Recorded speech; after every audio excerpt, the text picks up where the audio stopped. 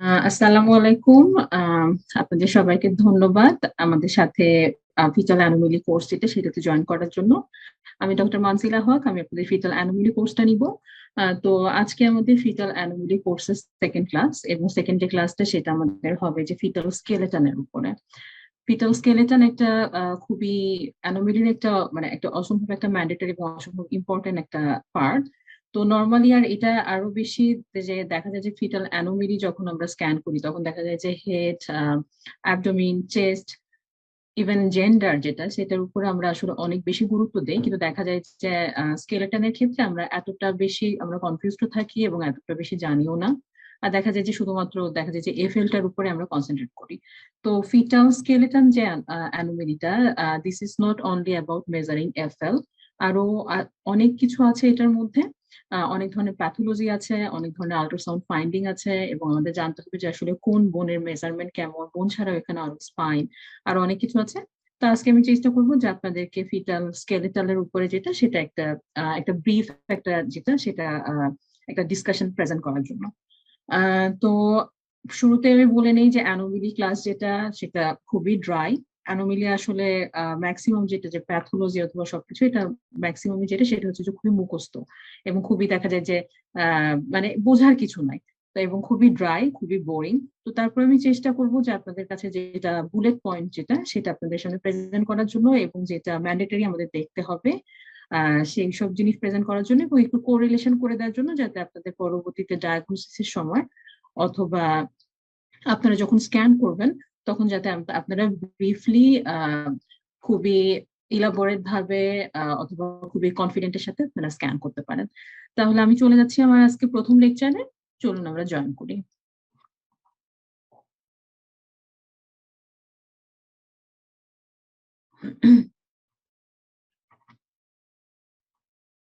Fetal অ্যানোমিলির যেটা প্রথম যেটা সেটা হচ্ছে যে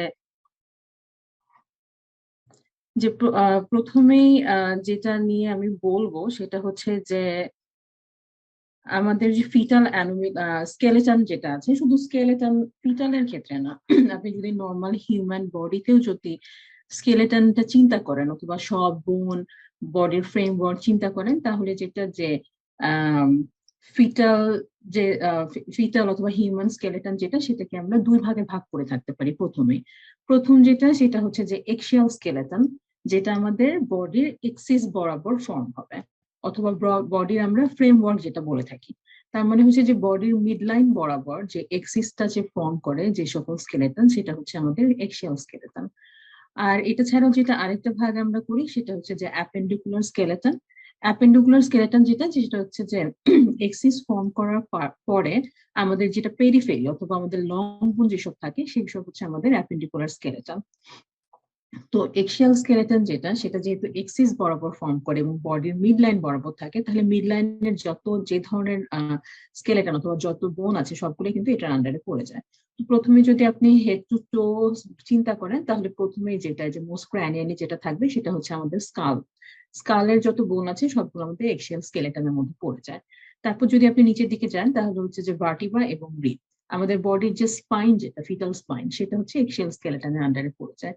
এবং এটা ছাড়াও থাকে হচ্ছে যে স্টার্নাম, এবং যে স্পাইনের যেটা কন্টিনিউশন একেবারে স্যাক্রাল রিজন পর্যন্ত, এই সবই হচ্ছে এক্সিয়াল স্কেলেটনের আন্ডারে। এবং তারপরে যেটা চলে আসে সেটা হচ্ছে যে অ্যাপেন্ডিকুলার স্কেলেটন। অ্যাপেন্ডিকুলার স্কেলেটন যেটা সেটা হচ্ছে যে আমাদের এক্সট্রিমিটির যে বোন গুলো আছে, যে আপার এক্সট্রিমিটি, লোয়ার এক্সট্রিমিটি, সোজা বাংলা কথায় যে যেটা পেরিফেরালি থাকে, যেটা মিড লাইন বরাবর থাকে না, সেটা হচ্ছে আমাদের অ্যাপেন্ডিকুলার স্কেলেটন। এবং অ্যাপেন্ডিকুলার স্কেলেটন যেটা সেটার মধ্যে দেখা যায় যে এক্সট্রিমিটি এবং পেক্টোরাল এবং পেলভিক গার্ডেল যেটা মানে হিপ বোন যেটা সেটাও পড়ে আসে। তো প্রথমে যদি ফিটাল স্কেলেটনের যেহেতু স্কেলেটাল সিস্টেম এটা আমাদের প্রথম যে আমরা লেকচারটা আজকে টাচ করব অথবা যেটা আমরা বেসিক গুলো জানবো সেটা হচ্ছে যে ফিটাল স্পাইন। ফিটাল স্পাইন যেটা সেটা ফিটাল স্পাইন আসলে খুবই কনসাইন্স, মানে খুব বেশি কিছু যে আমাদের ফিটাল স্পাইনে দেখতে হয় তা না। দেখা যায় যে 8 থেকে 10টা পিকচার আমরা নিতে পারি, এবং এটার যেসব বেসিক যেটা সেই বেসিকটা আসলে খুবই টু দি পয়েন্ট এবং খুবই শর্ট। সেটা হচ্ছে যে প্রথমে যদি স্পাইন নিয়ে আমাদের কিছু বলতে হয়, অথবা প্রথমে যখন আমরা স্পাইন নিয়ে চিন্তা করি একটা আল্ট্রাসাউন্ডের ক্ষেত্রে, তখন আমরা কি দেখবো? প্রথমে আমরা যেটা সেটা দেখবো হচ্ছে যে আমরা জানবো যে এমব্রায়োলজি, স্পাইনটা কোথা থেকে আসে, স্পাইনটা স্পাইনটার আসলে অসিফিকেশন সেন্টার কোথায় কোথায় সেটা। তারপরে যেটা আমরা দেখবো যে সেটা হচ্ছে যে স্পাইনের যে ভাগগুলা, স্পাইনটা আমরা কয়টা ভাগে ভাগ করে থাকি, আল্ট্রাসাউন্ড যখন আমরা করি স্পাইনটা আমরা কয়টা প্লেনে ইভালুয়েট করি, এবং আমরা কিভাবে বুঝবো যে আমরা কোন অর্গান দিয়ে আমরা আল্ট্রাসাউন্ড করার সময় আমরা বুঝতে পারবো যে আসলে স্পাইনের আমরা কোন অংশে আছি। আর এটার পরে যেটা চলে আসে যে স্পাইনের মধ্যে 2-3টা প্যাথোলজি। খুব বেশি কিছু জানার নেই স্পাইন থেকে। তো স্পাইন যেটা সেটা হচ্ছে ফিটাল স্পাইনের মধ্যে, যে প্রথম যদি আমরা এমব্রায়োলজিক্যালি জানতে চাই যে আসলে ফিটাল স্পাইন যেটা সেটা এমব্রায়োলজিক্যালি কোথা থেকে আসে, ডেভেলপমেন্টটা কোথা থেকে হয়, তাহলে এটা যেটা যে নিউরাল টিউব ডেরিভেটিভ। এটা আমার প্রথম যে লেকচার আমি হেডে নিয়েছিলাম সেখানে আমি বলেছিলাম যে হেড, স্পাইন এসব কিন্তু নিউরাল টিউব ডেরিভেটিভ। তো স্পাইন নিউরাল টিউব থেকে আসে, এবং স্পাইনের যেটা সেটা হচ্ছে যে একটা নর্মাল যদি আপনি স্পাইন চিন্তা করেন, যেহেতু আমরা আল্ট্রাসাউন্ড করছি আল্ট্রাসাউন্ড নিয়ে কথা বলবো, যে নর্মাল যদি আমরা ফিটাল স্পাইন চিন্তা করি তাহলে সেটাকে আমরা আমরা হচ্ছে 4 ভাগে ভাগ করতে পারি। প্রথম যেটা সেটা হচ্ছে যে সার্ভাইকাল স্পাইন, তারপরে যেটা সেটা হচ্ছে থোরাসিক স্পাইন, লাম্বার স্পাইন এবং স্যাক্রাল স্পাইন। এবং তারপরে যেটা সেটা হচ্ছে যে কোন অর্গান কোন স্পাইনকে মানে কখন আমরা বুঝবো যে আমরা সার্ভাইকাল স্পাইনে আছি আল্ট্রাসোনোগ্রাফিক্যালি, এবং কখন আমরা থোরাসিক্যালি আছি, কখন নাম্বার আছি সেটা আমরা পরে একটু পরে জানতে পারবো। এবং আরো যেটা সেটা হচ্ছে যে স্পাইন যখন আমরা স্ক্যান করবো আল্ট্রাসাউন্ডে তখন আমরা নর্মালি 3টা প্লেনে স্পাইনটা দেখে থাকি। প্রথমটা যেটা সেটা হচ্ছে স্যাজাইটাল, তারপরে যেটা সেটা হচ্ছে ট্রান্সভার্স, এবং তারপরে যেটা সেটা হচ্ছে করোনা। এটা ছাড়াও যে এখন জানতে হবে যে আমরা যখন স্যাজাইটাল ভিউয়ে দেখবো স্পাইনটা তখন আমরা কোন কোন জিনিসের উপর কনসেন্ট্রেট করব, যখন আমরা ট্রান্সভার্সলি দেখবো তখন আমরা কোন কোন জিনিসের উপর কনসেন্ট্রেট করবো, এবং যখন আমরা করোনালি দেখবো তখন আমরা কোন কোন জিনিসের উপরে আমরা মেইনলি ফোকাস করব, এবং এটা থেকে আমাদের প্যাথোলজি গুলো আমরা কিভাবে ইভালুয়েট করবো অথবা রুল আউট করবো। তো এখানে যখন প্রথমেই বলা আছে যে ফিটাল স্পাইন যেটা সেটা হচ্ছে নিউরাল টিউব আসে, এবং এটা ক্লোজেস হয় বাই 6 উইক অফ জেস্টেশন। এরপর আছে যে vertebral column is formed by surrounding mesoderm. The internal lumen of the tube forms the ventricle and central spinal canal. At 10 weeks, the spinal cord is the same length as the central spinal canal. At 26th week, the spinal cord tip should be at the level of the S1, sacral spinal S1 এ থাকবে. In the late third trimester, the spinal cord tip is at the level of the L3.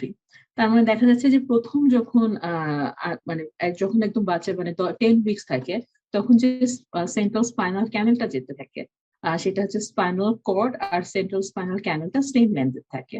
এরপর যখন 26 উইকে আসে তখন এটা একটু ছোট হয়ে যে স্যাক্রাল S1 কে টাচ করে, এবং যখন আরো বাচ্চা থার্ড ট্রাইমেস্টার ডেভেলপ করে যেহেতু স্পাইনটা তখন আরো লম্বা হয়ে ডেভেলপ করে এবং আদার যে পার্টগুলো সেসব ফর্ম করে, তখন সেটা যে স্পাইনাল কর্ডের যে টিপটা সেটা হচ্ছে যে L3 কে টাচ করে। তো এটা হচ্ছে a complete evaluation of central nervous system includes evaluation of intracranial structure এবং spine। যেহেতু আপনার যে আমরা বলি যে ইন্ট্রাক্রানিয়াল যে স্ট্রাকচার গুলা যে brain, four brain, mid brain, hind brain, এবং হাইন্ড ব্রেন যেটা ব্রেন স্টেমের পার্ট হয়ে কিন্তু সেটা স্পাইনাল কর্ড হয়ে স্পাইনের ভিতর দিয়ে নেমে আসে। তো যখনই আপনি যে একটা সেন্ট্রাল নার্ভাস সিস্টেম যেটা সেটার যখন কমপ্লিট ইভালুয়েশন হবে তখন খুবই ইম্পর্টেন্ট যে আপনি ইন্ট্রাক্রানিয়াল স্ট্রাকচার গুলোর পাশাপাশি আপনাকে কিন্তু স্পাইনটাও ইভালুয়েট করতে হবে। অনেকে ভেবে থাকে মানে আল্ট্রাসাউন্ড করার সময় বিজ্ঞানাররা অথবা অনেক সময় অনেক দিন যারা আল্ট্রাসাউন্ড করে তারা ভেবে থাকে যে স্পাইন মানে হচ্ছে যখন আমি স্পাইন ইভালুয়েট করবো শুধুমাত্র আমি বোন গুলা দেখবো। নো, স্পাইন ইভালুয়েশন মানে কিন্তু শুধুমাত্র this is not only about the bony evaluation. এখানে আপনার দেখতে হবে যে ভিতরে যে স্পাইনাল কর্ডটা হাইপোথিক এরিয়াটা এটা ঠিক মতো আছে নাকি, লেভেল গুলো আমাদের ঠিক মতো আছে নাকি, ট্যাপারিং হচ্ছে নাকি, অনেক কিছু আসলে চলে আসে। এটা ছাড়াও যেটা আরেকটা খুব ইম্পর্টেন্ট স্ট্রাকচার ইম্পর্টেন্ট পয়েন্ট যেটা সেটা আমাদের মাথায় রাখতে হবে সেটা হচ্ছে যে একটা নর্মাল স্পাইন যেটা সেটা নর্মালি 3টা অসিফিকেশন সেন্টার থাকে। তো এটা হচ্ছে যে 3টার মধ্যে হচ্ছে যে right and left neural process এবং ক্র্যানিয়াম থাকে। আমি এরপরে কিছু ছবি দেখাবো আর কথা বলবো, সেটা দিয়ে আপনাদের এইসব ক্লিয়ার হয়ে যাবে আশা করি। তো প্রথমেই যে আল্ট্রাসাউন্ড যে প্লেন গুলার কথা আমরা বললাম যে 3টা প্লেনে আমরা স্পাইনটা ইভালুয়েট করি, প্রথমেই যেটা চলে আসে সেটা হচ্ছে যে স্যাজাইটাল স্পাইন। স্যাজাইটাল স্পাইন যেটা সেটা স্যাজাইটাল স্পাইনে দেখা যাচ্ছে যে এটা একটা স্যাজাইটাল স্পাইন, এবং স্যাজিটাল স্পাইন যেটা সেটাতে আপনার দেখেন যে 4টা ভাগে আমরা এটা ভাগ করেছি, একটা হচ্ছে সার্ভাইকাল, থোরাসিক, লাম্বার এবং স্যাক্রাল। তো যখন আমরা স্যাজিটাল প্লেনে স্পাইন ইভালুয়েশন করি তখন আমাদের আসলে কোন কোন জিনিসের উপরে বেশি ফোকাস করতে হবে। প্রথম কথা, 4 ভাগে তো ভাগ করে আপনি স্পাইনটা দেখবেনই।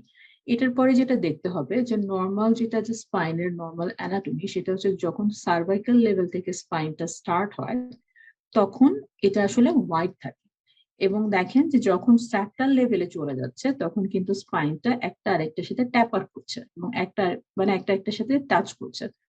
সোনোগ্রাফিক্যালি এই সাইনটাকে আমরা বলে থাকি যে কিসিং সাইন, কারণ যেহেতু একটার সাথে আরেকটা মিলে যাচ্ছে। এবং আনটিল আপনি যতক্ষণ পর্যন্ত এই ট্যাপারিংটা কমপ্লিট ট্যাপারিং না দেখতে পারবেন, আপনার কিন্তু স্পাইন ইভালুয়েশন এটা কমপ্লিট হবে না। কারণ ট্যাপার যদি না করে এখানে অনেক ধরনের প্যাথোলজি এখান থেকে আমরা রুল আউট করতে পারি। তো যখন আপনি সোনোগ্রাফিক্যালি যখন আপনি স্ক্যান করবেন এবং স্যাজিটাল স্পাইনটা ইভালুয়েট করবেন, তো প্রথমেই যেটা আপনার খেয়াল রাখতে হবে সেটা হচ্ছে যে বনি অ্যালাইনমেন্ট, যেটা বনি অ্যালাইনমেন্টটা সুন্দর আছে নাকি, এবং স্কিনের যে কাভারিংটা বোনের উপরে, সেই কাভারিংটা ইনট্যাক্ট আছে নাকি, যে কাভারিংটা একেবারে কমপ্লিট, কোনো হোল অথবা কোনো গ্যাপ নেই। আর তারপরে যেটা দেখতে হবে সেটা হচ্ছে যে সার্ভাইকাল স্পাইনের ওয়াইডেনিংটা ঠিক আছে নাকি, এবং তারপরে যেটা সেটা হচ্ছে স্যাক্রাল স্পাইনের ট্যাপারিংটা কেমন আছে, ট্যাপারিংটা কি ঠিক মতো হচ্ছে নাকি। এটা ছাড়াও আমরা আরো দেখে থাকি যে স্যাজিটাল স্পাইন যখন আমরা ইভালুয়েট করি তখন আমরা দুইটা কার্ভেচার দেখে থাকি, একটা হচ্ছে যে সার্ভাইকাল কার্ভেচার, একটা যেটা হচ্ছে যে লাম্বো স্যাক্রাল কার্ভেচার। এই ছবিটাতে দেখেন যে সার্ভাইকাল কিন্তু এখানে একটা কার্ভ এখানে ফর্ম করছে, মনে হচ্ছে যে নেক বরাবর এসে নিচের দিকে নেমে আবার উপরের দিকে একটা কার্ভ উঠে যাচ্ছে। এবং থোরাসিক এবং লাম্বারটা কিন্তু থোরাসিক যেটা মেইনলি সেটা কিন্তু মোটামুটি স্ট্রেট, এবং লাম্বার থেকে স্যাক্রালের দিকে কিন্তু আবার একটা কার্ভে নিচের দিকে চলে যাচ্ছে। দিস ইজ ভেরি ইম্পর্টেন্ট যে আপনারা দেখবেন যে কার্ভেচার গুলো ঠিক আছে নাকি। এবং স্পাইনের মাঝামাঝি মাঝ বরাবর যে হাইপোকুইক এরিয়াটা দেখতে পাচ্ছি আমরা, সেটা হচ্ছে যে আমাদের স্পাইনাল কর্ড। তো স্পাইনাল কর্ডটা যেটা সেটা আমরা খেয়াল রাখবো যে এখানে ঠিক মতো এখানে স্পাইনাল কর্ডটা হাইপোকুইক যে এরিয়াটা সেটা কন্টিনিউয়াস শেষ পর্যন্ত যে ট্যাপার করছে নাকি, এটার কোনো হার্নিয়েশন হচ্ছে নাকি অথবা কোনো মাঝ বরাবর কোনো ব্রেকেজ হচ্ছে নাকি, এটা আমরা স্যাজিটাল স্পাইন যেটা সেটা ইভালুয়েট করার সময় খেয়াল রাখবো। তো এখানে কিছু ছবি দেখা যায় যে এটা হচ্ছে যে সার্ভাইকাল স্পাইন।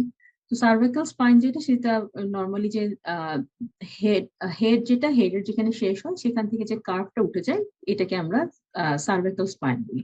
এটা ছাড়া এখানে কিছু মার্কার আছে যেটা আমরা পরে যখন ট্রান্সভার্স স্পাইন ইভালুয়েশন দেখবো তখন আমরা সেটা নিয়ে ক্লিয়ারলি কথা বলবো।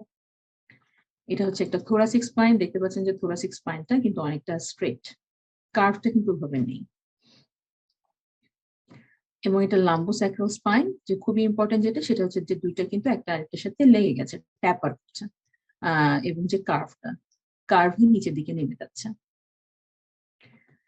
তো এটাই যেটা বলেছে এখানে যে স্যাজিটাল স্পাইনি যেটা যে স্যাজিটাল যেটা স্পাইনি সেটা হচ্ছে যে সার্ভাইকাল কার্ভেচার, দুই ধরনের কার্ভেচার থেকে, যেটা আমি মাত্র বললাম যে সার্ভাইকাল কার্ভেচার এবং lumbosacral curvature. Evaluate tapering and vertebral ossification centre. এরপর যদি আমরা চলে আসি যে ট্রান্সভার্স স্পাইন নিয়ে, ট্রান্সভার্স স্পাইন নিয়ে যেটা সেটা হচ্ছে যে ট্রান্সভার্স স্পাইনে মেইনলি যখন আমরা দেখি তখন আমরা মেইন ফোকাসটা আমাদের থাকে হচ্ছে যে অসিফিকেশন সেন্টারের উপরে, অসিফিকেশন সেন্টার গুলো ঠিক মতো আছে নাকি, এবং এটা ছাড়াও দেখি স্কিন এবং মাসেলের ইন্টিগ্রিটি। তো লেকচারের শুরুতে আমি বলে নিয়েছি যে নর্মালি স্পাইন অথবা ভার্টিব্রার ক্ষেত্রে 3টা অসিফিকেশন সেন্টার থাকে, যে রাইট এবং লেফটে, এবং মাঝ বরাবর থাকে যেটা সেটা হচ্ছে যে সেন্ট্রাম। এটা ছাড়াও যেটা যে যখন আপনি ইভালুয়েট করবেন আপনি কিভাবে বুঝবেন যে আপনি সার্ভাইকাল স্পাইন নিয়েছেন। সার্ভাইকাল স্পাইন আপনি তখনই বুঝবেন যে যখন আপনি সার্ভাইকাল স্পাইনের সাথে আপনি হার্ট অথবা আপনি যখন হার্ট অথবা স্টামাক যখন আপনি সার্ভাইকাল স্পাইন যখন আপনি দেখবেন তখন সার্ভাইকাল স্পাইনের সাথে যখন আপনি দেখতে পারবেন যে ক্লাভিকল দেখা যাচ্ছে, এবং থোরাসিক স্পাইন যখন দেখবেন তখন থোরাসিক স্পাইনের সাথে যেহেতু থোরাক্স, এবং থোরাক্সের মধ্যে আমরা সবাই জানি যে আমাদের হার্ট, লাং এসব থাকে, স্টামাক থাকে। থোরাসিক স্পাইন যখন আপনি ইভালুয়েট করবেন তখন আপনি দেখতে পাবেন যে থোরাসিক স্পাইনের লেভেলে আমাদের হার্ট এবং স্টমাক থাকে। যদি আরো নিচের দিকে যান তাহলে লাম্বার স্পাইন যেটা সেটা লাম্বার স্পাইনের এখানে কিডনি দেখতে পারবেন, এবং স্যাক্রাম লেভেলে যেটা সেখানে আপনি ব্লাডার দেখতে পাবেন। এবং যেটা যে 3 ওসিফিকেশন সেন্টার দেখা যায়, 3 ওসিফিকেশন সেন্টার যেটা নিয়ে একটা ট্রায়াঙ্গুলার শেপ একটা ফর্ম করে, যে আপনি এই ছবিটাতে যেমন খুব সুন্দর করে এটা বোঝা যাচ্ছে যে 3টা ওসিফিকেশন সেন্টার, যে মাঝখানে যেটা সেটা হচ্ছে সেন্ট্রাম, এবং দুই দিকে যেটা সেটা হচ্ছে যে একটা রাইট এবং লেফট যেটা সেটা হচ্ছে যে ভার্টিক্যাল বডি অথবা আহ, আহ, আহ, যেটা নিউরাল আর্চ ফর্ম করতেছে। এবং এই 3টা স্ট্রাকচার মিলে কিন্তু একটা ট্রায়াঙ্গুলার একটা এরিয়া ফর্ম করছে। তো প্রথমে যদি আমরা যে সার্ভাইকাল লেভেল থেকে দেখি, সার্ভাইকাল স্পাইন, দেন সার্ভাইকাল স্পাইনে যেটা সেটা হচ্ছে যে একটা ট্রায়াঙ্গুলার একটা এরিয়া, সেন্ট্রাম, এবং দুদিকে যেটা right and left neural arch, এবং এখানে যেটা সেটা হচ্ছে ক্লাভিকাল, এদিকে দেখা যাচ্ছে এখানে একটা ক্লাভিকাল, এদিকে ক্লাভিকালটা এতটা স্পষ্ট নেই ছবিটাতে, কিন্তু আপনার দুই সাইডে দুটো ক্লাভিকাল দেখা যায়। এবং ট্রান্সভার্স স্পাইনের ক্ষেত্রে যে এবং তারপরে যেটা সেটা হচ্ছে যে ট্রান্সভার্স স্পাইনের থোরাসিক লেভেলে যেটা সেটা হচ্ছে যে স্টামাক দেখা যাচ্ছে এখানে, এবং একই সাথে কিন্তু 3টা ডট অথবা ফোকাই মিলে একটা ট্রায়াঙ্গুলার একটা এরিয়া ফর্ম করছে। এটা ছাড়াও যেটা আমরা দেখি যে স্কিনটা ইনট্যাক্ট আছে নাকি, এবং বোনের যে আউটলাইনটা।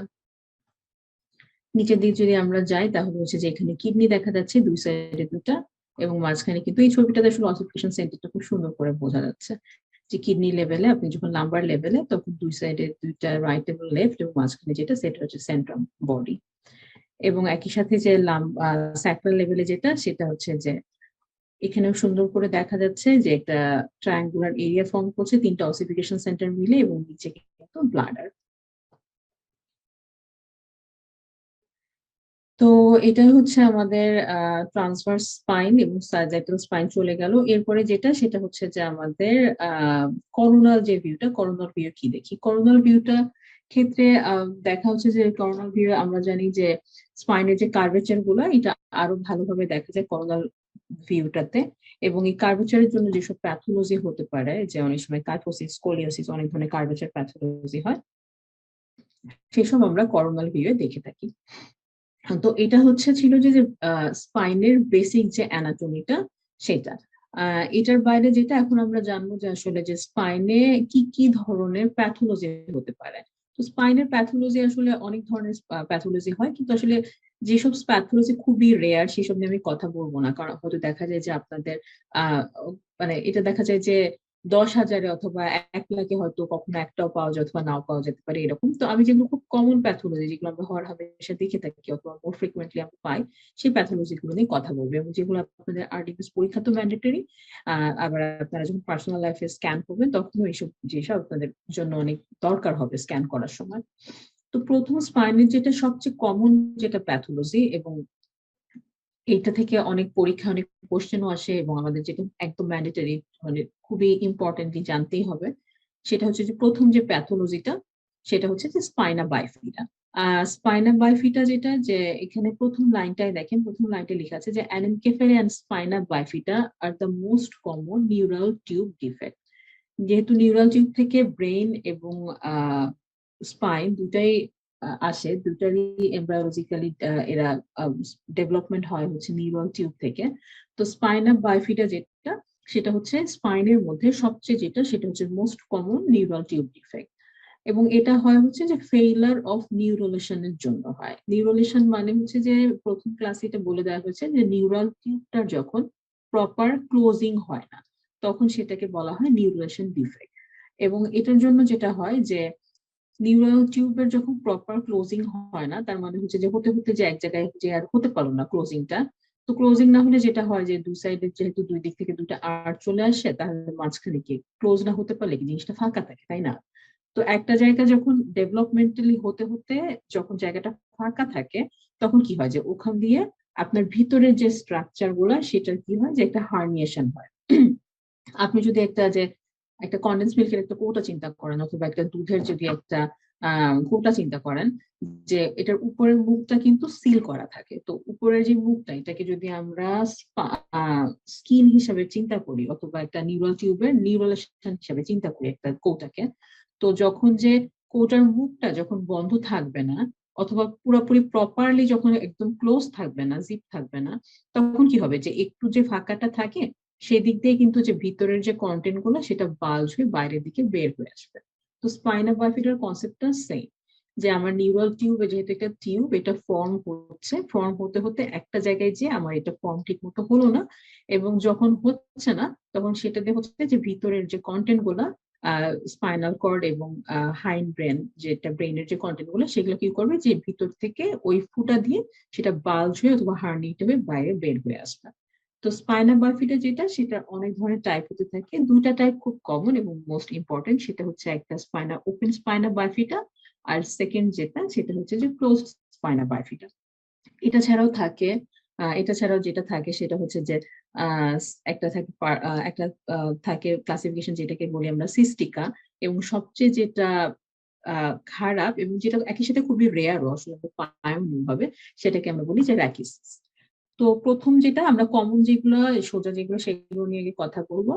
যে এখানে দেখেন তাহলে স্পাইনা বাইফিটা যেটা, anencephaly and spina bifida are most common neural tube defect, failure of neuralization defect, defect in the posterior midline neural arch with splaying of the lateral spinous process. The skin normally covers the entire spine with a smooth contour. Open defect can cause the formation of a mass due to herniated spinal cord tissue and fluid. The more proximal the defect along the spine, the greater the associated neurological deficit. তো এটা এখানে বলেছে যে কথাগুলো এখন বললাম, যে নিউরোলেশন ফেইলারের জন্য ওটা হয়ে থাকে, এবং যেটা এখানে বলেছে যে the defect in the posterior midline neural arch with splaying of the lateral spinous process. তো এই কথাটার মানে হচ্ছে যে একটু ছবিটাতে চলে যাই, আপনাদের কাছে ক্লিয়ার হবে। যে এই দুটো যে রাইট এবং লেফট, যেটা যে ল্যাটারাল স্পাইনাস প্রসেস, এবং মাঝখানে আছে হচ্ছে যে সেন্ট্রাম। এখন ফর্সে যদি আমার এই জায়গাটাতে একটা গ্যাপ থাকে অথবা হোল থাকে, তাহলে যখন ভিতরের জিনিসগুলো বাইরের দিকে চলে আসবে, তখন এই ভার্টিবাল বডি গুলা কিন্তু এইদিকে চলে আসবে, পিছনের দিকে এটা স্প্লেইং করবে, মানে ছড়ায় যাবে। কারণ যদি ছড়াই না, এখন যখন ভিতর থেকে একটা প্রেসার হবে, তখন এটা একটা দরজার মতো, দরজা যেমন ভিতর থেকে যদি আপনি চাপ দিয়ে খোলেন, তাহলে কিন্তু দরজার সামনের কপাট গুলো, the defect in the posterior midline neural arch with splaying of the lateral spinous process. তো এটা ছাড়া যেটা যে আরেকটা যেটা যে স্পাইনা বাইফিডা যেটা, সেটার খুব স্ট্রং অ্যাসোসিয়েশন থাকে হচ্ছে যে কাইরি টু ম্যালফরমেশনের সাথে। কাইরি টু ম্যালফরমেশন নিয়ে আমরা প্রথম লেকচারে যখন আমরা ব্রেইনের স্ট্রাকচার বা ব্রেইনের অ্যানোমেলি গুলো পড়েছি, তখন আমরা এটা নিয়ে কথা বলে ফেলেছি যে কাইরি টু ম্যালফরমেশন, কাইরোটিক ম্যালফরমেশন যেটা। তারপর আমি একটু আপনাদেরকে একটু রিভিউ আগের সেটা আমি একটু বলে দিই, তাহলে বোঝার, যদি ভুলেও যান আপনাদের সুবিধা হবে। যে কাইরোটিক ম্যালফরমেশন যেটা ছিল, যে ব্রেইনের যে কন্টেন্ট গুলা, ইন্ট্রাক্রাইনাল কন্টেন্ট গুলা, সেটা হচ্ছে যে পস্টেরিয়র ফোসা দিয়ে এটা নিচের দিকে ঝুলে যায় অথবা বের হয়ে আসে। তো বের হয়ে যখন আসে, তখন আমাদের পস্টেরিয়র ফোসা, যদি আপনারা রিকল করতে পারেন যে পস্টেরিয়র ফোসাতে যে সেরেবেলামের ঠিক পিছন দিকে যে একটা গ্যাপ ছিল, যে জায়গা থেকে আমরা বলতেছিলাম যে সিস্টারনা ম্যাগনা, যেহেতু উপর থেকে কন্টেন্ট ধপ করে নিচের দিকে পড়ে যাচ্ছে, তখন কিন্তু এই গ্যাপটা কি হবে, যে গ্যাপটা থাকবে না, গ্যাপটা অবলিটারেটেড হয়ে যায়। তো এটা হচ্ছে অবলিটারেশন অফ দ্য সিস্টারনা ম্যাগনা হয়। এবং একই সাথে যেটা যে ব্রেন হেডে আমরা দুটো খুব ইম্পর্টেন্ট যেটা ফিচার দেখতে পাই, সেটা হচ্ছে যে বেনানা স্পাইন শেপ সেরেবেলাম হয়ে যায়, এবং লেমন স্পাইন, যে পুরা যে হেডটা সেটার লেমন শেপ স্পাইন ক্রিয়েট করে। তো এটা হচ্ছে যে স্পাইনা বাইফিডার সাথে যে খুবই অ্যাসোসিয়েশন থাকে, স্ট্রং অ্যাসোসিয়েশন থাকে। এবং এটা ছাড়া যেটা আরো বলা হয়েছে এখানে, সেটা হচ্ছে যে open defect are most common spina বাইফিডার ক্ষেত্রে, close defect are still covered by skin. তো ওপেন যেটা, সেটা হচ্ছে যে স্কিনের যে লেয়ারটা সেটা থাকে না, তো টোটাল কমপ্লিট একটা হার্নিয়েশন হয়। এবং ক্লোজ যেটা দেখা যায় যে স্পাইনের ভিতরে হয়তো কোনো একটা জায়গায় হোল আছে অথবা গ্যাপ আছে, কিন্তু উপরের স্কিনের যে কাভারটা সেটা ইনট্যাক্ট থাকে। তো সেক্ষেত্রে কি হবে, যে ওপেনের ক্ষেত্রে আপনি যেমন দেখতেছেন যে একটা হার্নিয়েটেড জিনিস অথবা একটা সিস্টিক একটা এরিয়া বাইরের দিকে ঝুলে আছে। তো ক্লোজের ক্ষেত্রে কিন্তু যেহেতু স্কিন দিয়ে এটা কাভার থাকে, আপনি কিন্তু বাইরের দিকে কোনো কিছু আপনি বালজিং দেখতে পাবেন না। কিন্তু অনেক সময় দেখা যায় যে বাচ্চা যখন যে বাচ্চা জন্মের পরে দেখবেন যে অনেকের কিন্তু পিছনের দিকে যে মেরুদণ্ড বরাবর নিচের দিকে যে কালো একটা, মানে অনেকে আমরা বলি এটাকে জন্মদাগ নিয়ে আসে, যে কালো একটা, মানে একটা কালো একটা এরিয়া মার্ক থাকে, অথবা অনেক সময় দেখা যায় যে ঠিক স্পাইনের নিচের দিকে যে যেখানে স্পাইনটা ট্যাপার করবে সেই জায়গাটা দেখা যায় যে টাফট অফ হেয়ার, মানে একটা কয়েকটা দেখা যায় যে চুল ওখান দিয়ে গজায় যায়। তো এটা হচ্ছে কিন্তু ক্লোজড স্পাইনা বাইফিডা, এটা এটা কিন্তু এভাবে অনেক সময় জন্মের পরে সিগনিফাই করে।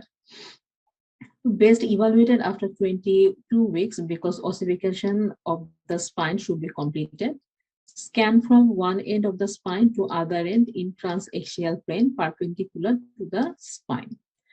আপনার এটা স্যাজিটাল এবং ট্রান্সভার্স দুইভাবে আপনার স্পাইনটা ইভালুয়েট করতে হবে। Imaging should be perform in at least 2 plane when a defect is suspected in 1 plane. এবং আল্ট্রাসাউন্ডের ক্ষেত্রে যখনই আমরা কোনো প্যাথোলজি দেখতে পাবো সেটা কখনোই আমরা একটা প্লেনে আমরা দেখি না, সবসময় আমরা প্লেন চেঞ্জ করে দেখি। যদি স্যাজিটালেও দেখি এবং ট্রান্সভার্সেও দেখি, স্পাইনের ক্ষেত্রে আমরা করোনারিও দেখবো। Banana sign is the most sensitive indicator for spina bifida. এটা কেন? কারণ যেহেতু বলছে যে স্পাইনা বাইফিডার খুব স্ট্রংলি অ্যাসোসিয়েশন থাকে হচ্ছে আপনার আর্নল্ড 2 ম্যালফরমেশনের সাথে, কাইরি ম্যালফরমেশনের সাথে। এবং কাইরি ম্যালফরমেশনে যেটা হয় যে উপরের দিকের ইন্টারপ্যানিয়াল স্ট্রাকচার গুলা যখন নিচের দিকে নেমে আসে তখন যেটা সিস্টারনা ম্যাগনাটা ছোট হয়ে আসে এবং সিস্টারনা ম্যাগনাটা অবলিটারেটেড হয়ে যায়। এবং যখন গ্যাপটা থাকে না একই সাথে করে কি যে সিস্টারনা ম্যাগনার ঠিক উপরে যখন সেরেবেলামটা থাকে তখন কিন্তু সেরেবেলামটাকেও সেই স্ট্রাকচার গুলো পুশ আপ করে, উপরের দিকে ধাক্কা দেয়। এবং যেহেতু সেরেবেলামটা তখন হয় যেটা ডাম্বেল শেপ, যেটা সেটা নষ্ট হয়ে একটা বেনানা শেপ ফর্ম করে। তো এটাই বলেছে যে এটা স্পাইনা বা যদি কখনো আমরা বেনানা সাইন দেখি সেরেবেলামে, তো এটা খুবই একটা সেন্সিটিভ ইন্ডিকেটর ফর স্পাইনা বাইফিডা, এবং তখন আপনাকে একটা রেড ফ্ল্যাগ যে এটা অবশ্যই অবশ্যই আরো বেশি ভালোভাবে আপনার স্পাইনটাকে আরো স্ক্যান করতে হবে। এটা ছিল 3D খুবই ইম্পর্টেন্ট, যেখানে যদি আপনি কোনো ধরনের অ্যাবনর্মালিটি পান সেটা ইভালুয়েট করার জন্য। তো এটা ছিল আমাদের ওপেন স্পাইনা বাইফিডা নিয়ে কথাবার্তা। এটার পরে যেটা হচ্ছে যে অকালটা, অথবা যেটাকে আমরা ক্লোজ ডিফেক্ট বলে থাকি, যে ভার্টিব্রাল, এটা ক্লোজ ডিফেক্টটা কি, যে ভার্টিব্রাল বোন ডিফেক্ট কাভার্ড বাই স্কিন। বোনের মধ্যে ভার্টিব্রাতে ডিফেক্ট থাকবে কিন্তু উপরে স্কিনটা যেটা সেটা সুন্দর মতো কাভার্ড হবে। No other associated abnormalities, normal fetal head and brain, no change in fetal maternal serum alpha fetoprotein level. আচ্ছা, যে কোনো ধরনের যখন ওপেন গ্যাপ থাকে, ওপেন যেটা নিউরাল টিউব অথবা ডিফেক্ট অথবা নিউরালেশন ডিফেক্টের জন্য হয়, এবং যদি এটা ওপেন থাকে যে অ্যানেনকেফালি অথবা স্পাইনা বাইফিডা, সেক্ষেত্রে যে কোনো ওপেন গ্যাপের ক্ষেত্রে আমার যেটা ম্যাটারনাল সেরাম আলফা ফিটোপ্রোটিন লেভেল যেটা সেটা সবসময় বেশি থাকবে। যেহেতু অকালটার ক্ষেত্রে গ্যাপ থাকার পরও স্কিনের কাভারিংটা কমপ্লিট আছে, এই জন্য দেখা যাবে যে ম্যাটারনাল সেরাম আলফা ফিটোপ্রোটিন লেভেলটা সেটা হচ্ছে নর্মাল থাকে। Not easily diagnosed sonographically, skin dimple or tuft of hair commonly noted at the defect after birth.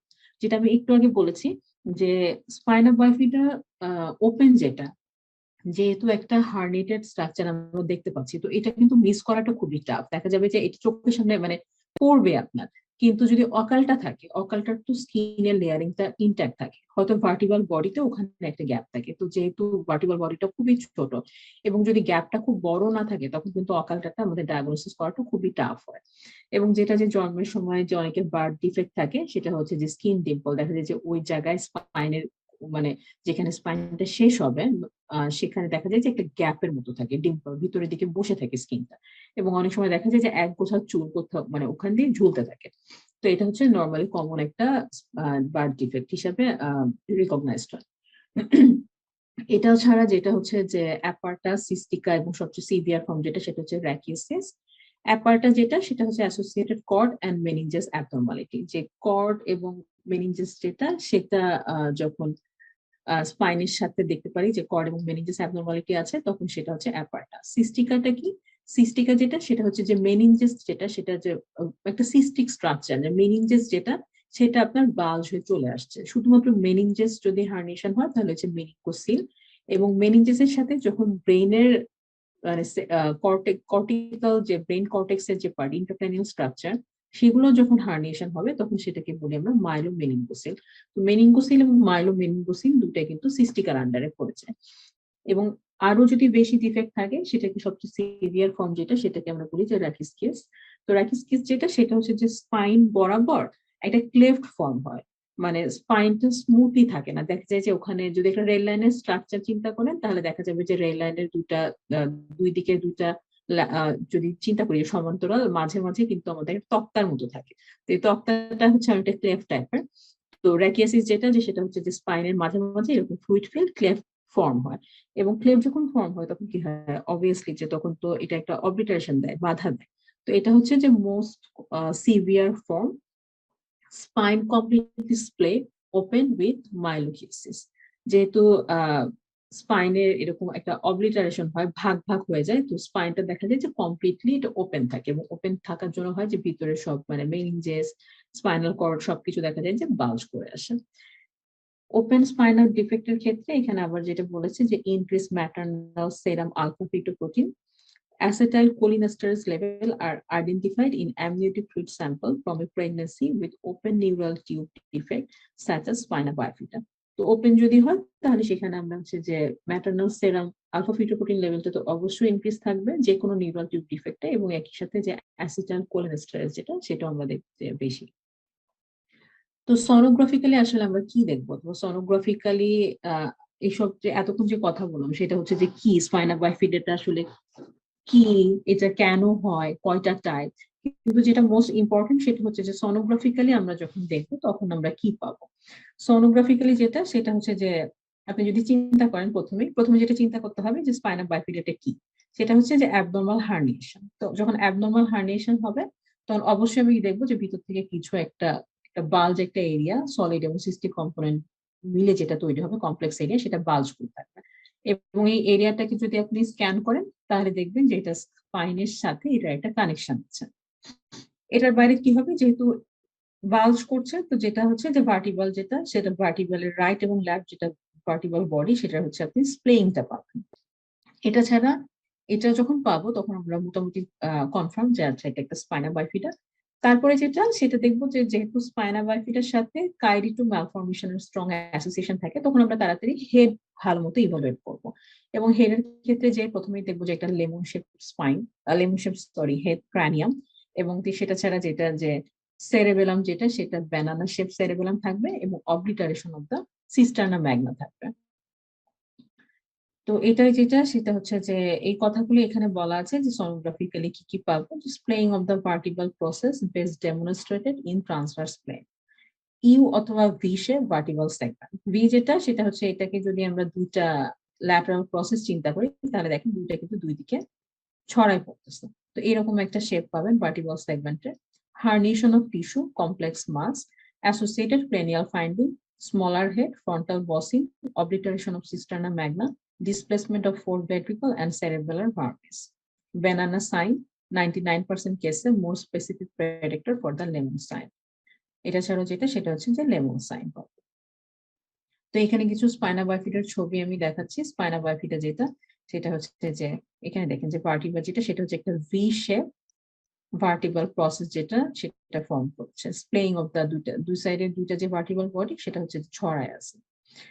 এটা ছাড়াও যেটা সেটা হচ্ছে যে একটা হার্নিয়েটেড মাস যেটা সেটা দেখতে পাচ্ছি, এবং এটা যদি আমি স্ক্যান করি তাহলে দেখি যে এটার কন্টিনিউশনটা কিন্তু স্পাইনাল প্রসেসের সাথে। এখানেও যেটা সেটা হচ্ছে যে স্কিনের লেয়ারটা ইনট্যাক্ট আছে কিন্তু কিন্তু ভিতরে দেখা যাচ্ছে যে একটা গ্যাপ, এবং গ্যাপের মধ্যে দিয়ে একটা কিন্তু আহ মনে হচ্ছে যে বাল্জ একটা স্ট্রাকচার। এখানে যে আরেকটা স্পাইনা বাইফিটা সেটা হচ্ছে যে স্যাক্রাল স্পাইনের এখান থেকে একটা হার্নিয়েটেড একটা এরিয়া দেখা যাচ্ছে। মাইলোমেনিঙ্গোসেল 3D করা হয়েছে এখানে। সেরেবেলামটা banana sign, normally dumbbell shape থাকে কিন্তু এখানে হচ্ছে বেনানা সাইন, এবং হেডটা দেখেন কেমন লেবুর মতো তাই না শেপটা, যে লেমন লেমন শেপ স্পাইন। এখানে আরেকটা ছবি সেটা হচ্ছে যে লেমন স্কাল। স্পাইনা বাইফিটা আবার যে স্পাইন এবং মাঝে যে হার্নিয়েটেড বালজিং, এবং একই সাথে এখানে একটা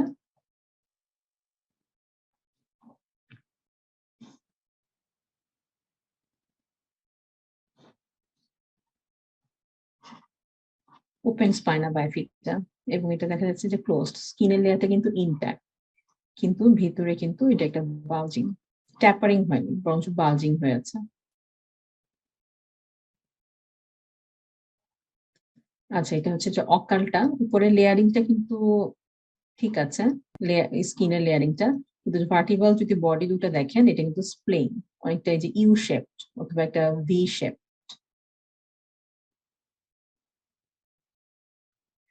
তো এইটাই ছিল আমাদের স্পাইনা বাইফিডা নিয়ে আহ সব ছবিগুলা, এবং কেন হয় কি হয় সেটা আমরা জানলাম। এরপরে যেটা স্পাইনে মোটামুটি এটাই সবচেয়ে নর্মাল, এটা ছাড়াও যেটা আরেকটা যেটা সেটা হচ্ছে যে এতক্ষণ আমরা জানছি যে একটা হার্নিয়েশন, হার্নিয়েশন যেটা সেটা হচ্ছে যে একটা হার্নিটেড হয়ে একটা স্যাক টাইপের ফর্ম করে। তো ঠিক এইরকম স্পাইনা বাইফিডের মতোই আরেকটা প্যাথোলজি হতে পারে স্পাইনে, যেটা স্পাইনের অ্যাবনর্মালিটির জন্য অথবা নিউরাল টিউব ডিফেক্টের জন্য হয় না, সেটা হচ্ছে টেরাটোমা। স্যাক্রোকক্সিজিয়াল টেরাটোমা অনেক কমন, অনেক সময় আমরা স্ক্যানিং এর সময় পেয়ে থাকি। সেটা হচ্ছে যে হোয়াট ইজ টেরাটোমা, টেরাটোমা যেটা সেটা হচ্ছে যে germ cell tumour, germ cell টিউমারটা যেটা সেটা জার্ম সেলের প্রলিফারেশন হয়ে দেখা যায় যে বডির অনেক একটোপিক এরিয়াতে একটা স্যাক অথবা একটা সলিড একটা মাস ফর্ম করে। তো এটাই হচ্ছে টেরাটোমা। এটা বডির মেইনলি মিডল লাইন বরাবর ফর্ম করে, এবং বডির যে কোনো জায়গায় হতে পারে। যদি ফ্যারিংসে হয় তখন সেটাকে আমরা বলি যে এপিগনাথাস, এবং যদি এটা স্পাইনে হয় তখন আমি সেটাকে বলি স্যাক্রোকক্সিজিয়াল টেরাটোমা। তো মেইনলি যেটা সেটা হচ্ছে যে most common in female, most common neoplasm in newborn. সেটা হচ্ছে যে টেরাটোমা যেটা সেটা হচ্ছে germ cell tumour composed of multiple tissue type, can form in many location in the fetus, usually along the midline of the body, pharynx, neck, sacrum, brain, skull, suture. Teratoma formation from the pharynx is termed as epignathes. Sacrococcygeal teratoma can go anteriorly or posteriorly from the sacral bone.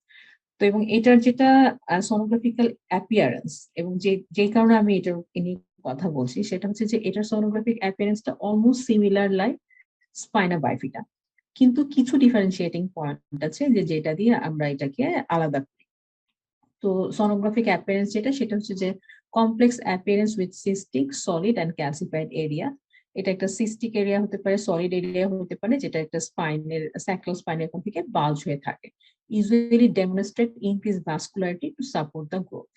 এই পয়েন্টটা যেটা সেটা হচ্ছে যে আপনাদের bullet point, এটা আর আরেকটা সেটা হচ্ছে যে স্পাইনা বাইফিডা যখন হয় তখন স্পাইনা বাইফিডা কিন্তু যদি আপনি কালার ডপলার দেন তখন ভাস্কুলারিটিটা দেখা যায় না, কিন্তু স্যাক্রোকক্সিজিয়াল টেরাটোমা যেহেতু অ্যাবনর্মাল টিস্যু গ্রোথ অথবা টিস্যু প্রলিফারেশন, তো টিস্যু প্রলিফারেশনের জন্য আমাদের সবসময় কিন্তু যে নিউট্রিশনের দরকার, এবং নিউট্রিশনের জন্য যেটা হয় যে আমাদের ব্লাড সাপ্লাই, ব্লাড ফ্লো লাগে। তো স্যাক্রোকক্সিয়াল টেরাটোমার ক্ষেত্রে যখন আপনি কালার ডপলার দিবেন তখন দেখা যায় যে এখানে যে ব্লাড ফ্লোটা ভাস্কুলারিটিটা থাকে, এবং যে যেটা হচ্ছে sacrococcygeal teratoma identified as a mass protruding between the spine and anus. এটা এবং এটা ছাড়াও যেটা আরেকটা ডিফারেন্সিয়েটিং পয়েন্ট সেটা হচ্ছে স্পাইনা বাইফিডার সাথে, যে স্পাইনা বাইফিডা যখন ওপেন স্পাইনা বাইফিডা অথবা ক্লোজ যেটা সেটা হচ্ছে যদি ট্র্যাক করেন এটা সবসময় একটা কানেকশন থাকবে স্পাইনাল কর্ড অথবা স্পাইনের সাথে, কিন্তু স্যাক্রোকক্সিজিয়াল টেরাটোমা যেটা সেটা হচ্ছে কমপ্লিটলি একটা ডিফারেন্ট একটা একটা আইসোলেটেড একটা মাস। এটার মধ্যে কোনো ট্র্যাক পাবেন না অথবা এটার কোনো আপনি কানেকশন পাবেন না। এটা একটা, আর আরেকটা হচ্ছে ভাস্কুলারিটি। যদি আপনি আমরা যে কোনো প্যাথোলজি দিয়ে সবসময় মানে কালার ডপলার দেই, তো কালার ডপলার দিলে যেটা স্যাক্রোকক্সিজিয়াল টেরাটোমায় যেটা সেটা হচ্ছে ভাস্কুলারিটি দেখতে পাবেন, এবং স্পাইনা বাইফিডাতে কিন্তু ভাস্কুলারিটি দেখতে পাবেন না। তো এখানে দেখা যাচ্ছে যে এটা হচ্ছে যে একটা স্যাক্রোকক্সিজিয়াল টেরাটোমা, অনেকটা দেখতে কিন্তু স্পাইনা বাইফিডের মতোই, কিন্তু দেখা যাচ্ছে যে এটা কিন্তু এখানে আসলে দেখে অনেক সময় একটা গ্লান্স দেখে মনে হচ্ছে যে আসলে একটা কানেকশনও আছে, কিন্তু আসলে কানেকশন নেই। এটা যে ট্যাপারিংটা হয়ে গেছে স্পাইনের এখানে, এবং এটার পরে যেটা সেখানে একটা যে অ্যাবনর্মাল একটা মাস, সলিড কমপ্লেক্স সলিড এবং সিস্টিক কম্পোনেন্টের একটা মাস ফর্ম হয়েছে। তো এই দুটা ছিল সবচেয়ে ইম্পর্টেন্ট স্পাইনের অ্যাবনর্মালিটি তো প্যাথোলজি। যে এটা ছাড়াও যেটা হয় যে যেটা স্পাইনের এক ধরনের কার্ভেচার প্যাথোলজি হয় বা অ্যাবনর্মালিটি হয়, যেটার মধ্যে থাকে যে স্কোলিওসিস এবং কাইফোসিস। স্কোলিওসিস যেটা সেটা হচ্ছে abnormal lateral curvature of the spine, spine has S curve best evaluated in the coronal view associated with limb body wall complex and amniotic band syndrome. তো এখানে যেটা যে স্কোলিওসিসটা দেখতেছেন, নর্মালি কিন্তু আমাদের কি হয় যে এখানে কার্ভ হয়ে নেমে এসে থোরাসিক লেভেলে মোটামুটি স্ট্রেট হয়ে স্যাক্রাল লেভেলে আবার নিচের দিকে নেমে আসে। তো এখানে কিন্তু যে একটা কেমন একটা এস শেপ একটা কার্ভেচার, অ্যাবনর্মাল একটা কার্ভেচার ফর্ম হয়েছে। তো এটা হচ্ছে স্কোলিওসিস। এবং একই সাথে আরেকটা কার্ভেচার ডিফিকাল্টি যেটা হয় সেটা হচ্ছে যে কাইফোসিস। কাইফোসিস যেটা, সেটা হচ্ছে excessive posterior curvature of the cervical এবং thoracic spine, best evaluated in the sagittal view, requires serial exam to diagnose persistent abnormal curvature. তো এইগুলোই ছিল হচ্ছে আমাদের স্পাইনের অ্যাবনর্মালিটি। এখান থেকে আমরা জানলাম যে স্পাইনের ডেভেলপমেন্ট, স্পাইনে কি কি দেখতে হবে, আল্ট্রাসাউন্ডে কোন কোন প্লেনে দেখতে হবে, এবং সবচেয়ে কমন যেটা অ্যাবনর্মালিটি স্পাইনের সেসব। তো এটার পরে যেটা সেটা নিয়ে আমরা কথা বলবো সেটা হচ্ছে যে ফিটাল। তো এতক্ষণ আমরা স্পাইন যেটা মিড লাইন এক্সিয়াল স্পাইন অথবা এক্সিয়াল যে বডি ফ্রেম স্কেলেটাল সেসব নিয়ে কথা বললাম। তো এখন আমরা কথা বলবো যেটা সেটা হচ্ছে যে অ্যাপেন্ডিকুলার যে স্পাইন গুলো আছে অথবা এক্সট্রিমিটি যেটা, সেটা খুবই ইম্পর্টেন্ট। তো নর্মাল যেটা যে এখানে এই কথাগুলোই বলা হয়েছে যে এক্সিয়াল স্পাইন কাকে বলে, অ্যাপেন্ডিকুলার স্পাইন কাকে বলে। এবং লেভেল 2 যখন আমরা অ্যাসেসমেন্ট করি, লেভেল 2 অ্যাসেসমেন্টের ক্ষেত্রে যে রিকোয়ার থাকে হচ্ছে যে সব লং বোন যেটা, সব লং বডির সব লং বোন যেটা, সেটা প্রপার অ্যাসেসমেন্ট এবং মেজার করা। লং বোনের যখন ইভালুয়েশন আমরা করি, প্রথম যে লং বোনটা এবং সবচেয়ে ইম্পর্টেন্ট যে মার্কারটা আমাদের কাছে সেটা হচ্ছে যে ফিমোরাল লেন্থ অথবা ফিমার। তো অ্যাপেন্ডিকুলার স্কেলটনের মধ্যে আপার এক্সট্রিমিটি এবং লোয়ার এক্সট্রিমিটি দুইটা ভাগ হয়ে যাচ্ছে। এবং আপার এক্সট্রিমিটির কথা যদি চিন্তা করি তাহলে সেখানে চলে আসে প্রথমে যে হিউমেরাস, রেডিয়াস, আলনা এবং হাতের যে ডিজিট গুলো আছে ডিজিট গুলা। সেম ভাবে যখন আমরা লোয়ার এক্সট্রিমিটি চিন্তা করি তো সেখানে আসছে যে ফিমার, টিবিয়া, ফিবুলা, ক্যালকেনিয়াম এবং ফুটের যে বোন গুলো আছে, যে ফুটের যে টো এবং আদার যে ডিজিটাল বোন গুলো আছে সেগুলো চলে আসে। প্রথমেই যেটা যে সব লং বোনের কিন্তু তিনটা পার্ট থাকে, একটা হচ্ছে এপিফাইসিস, মেটাফাইসিস এবং ডায়াফাইসিস। এবং যে কোনো লং বোনের মেজারমেন্ট নেওয়ার সময় আমাদের খুব খেয়াল রাখতে হবে যে কখনোই যেন আমরা এপিফাইসিসটা মেজারমেন্টের সময় ইনক্লুড না করি। শুধুমাত্র ডায়াফাইসিস যেটা সেটার আমরা মেজারমেন্টটা নিতে হবে। অনেক সময় একটা প্রশ্ন আসে যে আসলে কেন শুধুমাত্র ডায়াফাইসিসে কেন আমরা মেজার করছি। ডায়াফাইসিস আমরা এই জন্য মেজার করব যে লং বোনের যে ডায়াফাইসিসটা সেটা হচ্ছে লং বোনের শ্যাফটটা ফর্ম করে। এবং যখন লং বোনের গ্রোথ হয় তখন কিন্তু এপিফাইসিস প্লেটে লং বোনের গ্রোথ হয় না। লং বোনের মেইন গ্রোথটা যেটা সেটা শুধুমাত্র ডায়াফাইসিস এরিয়াতেই হয়। যে শ্যাফটটা যেটা সেটাই কিন্তু বড় হয় সময়ের সাথে সাথে যত অ্যাডভান্স উইকে যায়। আমাদের এপিফাইসিস যেটা সেটা আমাদের অসিফিকেশন সেন্টার ফর্ম করে, এটার কিন্তু গ্রোথ হয় না। তো এই কারণে যখন আমরা লং বোন মেজারমেন্ট করি তখন শুধুমাত্র শ্যাফট অথবা ডায়াফাইসিস যেটা সেটাই মেজার করে থাকি। তো এটাই বলা হয়েছে যে long bone can be usually be evaluated by 15 to 16 weeks. Epiphyseal plates are not ossified until 30 weeks. The distal epiphysis should not be visible by 33 weeks. Do not include the epiphysis in the long bone measurement. এটা হচ্ছে যে অবশ্যই মনে রাখতে হবে যে কখনোই epiphysis না, শুধুমাত্র ডায়াফাইসিস যেটা সেটা আমরা লং বোন মেজারমেন্টের ক্ষেত্রে ইউজ করব। তো লোয়ার এক্সট্রিমিটির বোনগুলা যেটা সেটার মধ্যে প্রথম যেটা সেটা হচ্ছে ইম্পর্টেন্ট যেটা সেটা ফিমোরাল লেন্থ। যে ফিমোরাল লেন্থটা যেটা সেটা আমাদের 14 উইকস থেকে অনওয়ার্ড জেস্টেশনাল এজ যখন আমরা যাই প্রতিবারই আমরা মেজার বিপি মানে বায়োফিজিক্যাল প্রোফাইল যেটা অথবা যখন যে কোনো মেজারমেন্টের ক্ষেত্রে আমাদের এটা সবসময় আমরা ফিমোরাল লেন্থটা যেটা সেটা আমরা মেজার করে থাকি। এবং ফিমোরাল লেন্থটা যেটা সেটা মেজার করার সময় কিছু মার্কার আছে যেটা অবশ্যই খেয়াল রাখতে হবে যে বোনটা যেন অবশ্যই স্ট্রেইট হয়, সিমেট্রিক্যাল হয় এবং যেহেতু দুই দিকে দুইটা ফিমার থাকে দুইটা নর্মালি, তো যে ফিমারটা অ্যান্টেরিয়র অথবা মোর ক্লোজ টু দ্য ট্রান্সডিউসার সবসময় আমরা সেই ফিমারটাকে মেজার করবো। এবং যেই ফিমারটা পস্টেরিয়রলি দেখা যায় যে ডিপ বোন গুলা অনেক সময় আর্টিফেক্টের জন্য দেখা যায় যে মানে সিউডো বোয়িং দেখা যায়, যে মনে হচ্ছে যে বাঁকা, হয়তো বাঁকা না কিন্তু যেহেতু এটা অনেক দূরে বিনটা ঠিক মতো রিচ করতে পারছে না, তো এটার জন্য যেটা সেটা হচ্ছে যে বাঁকা দেখা যায়, বোয়িং দেখা যায়। তো এই ঝামেলাটা এড়ানোর জন্য সবসময় যে ফিমার যেটা ক্লোজেস্ট টু দ্য ট্রান্সডিউসার সেটা আমরা মেজার করব।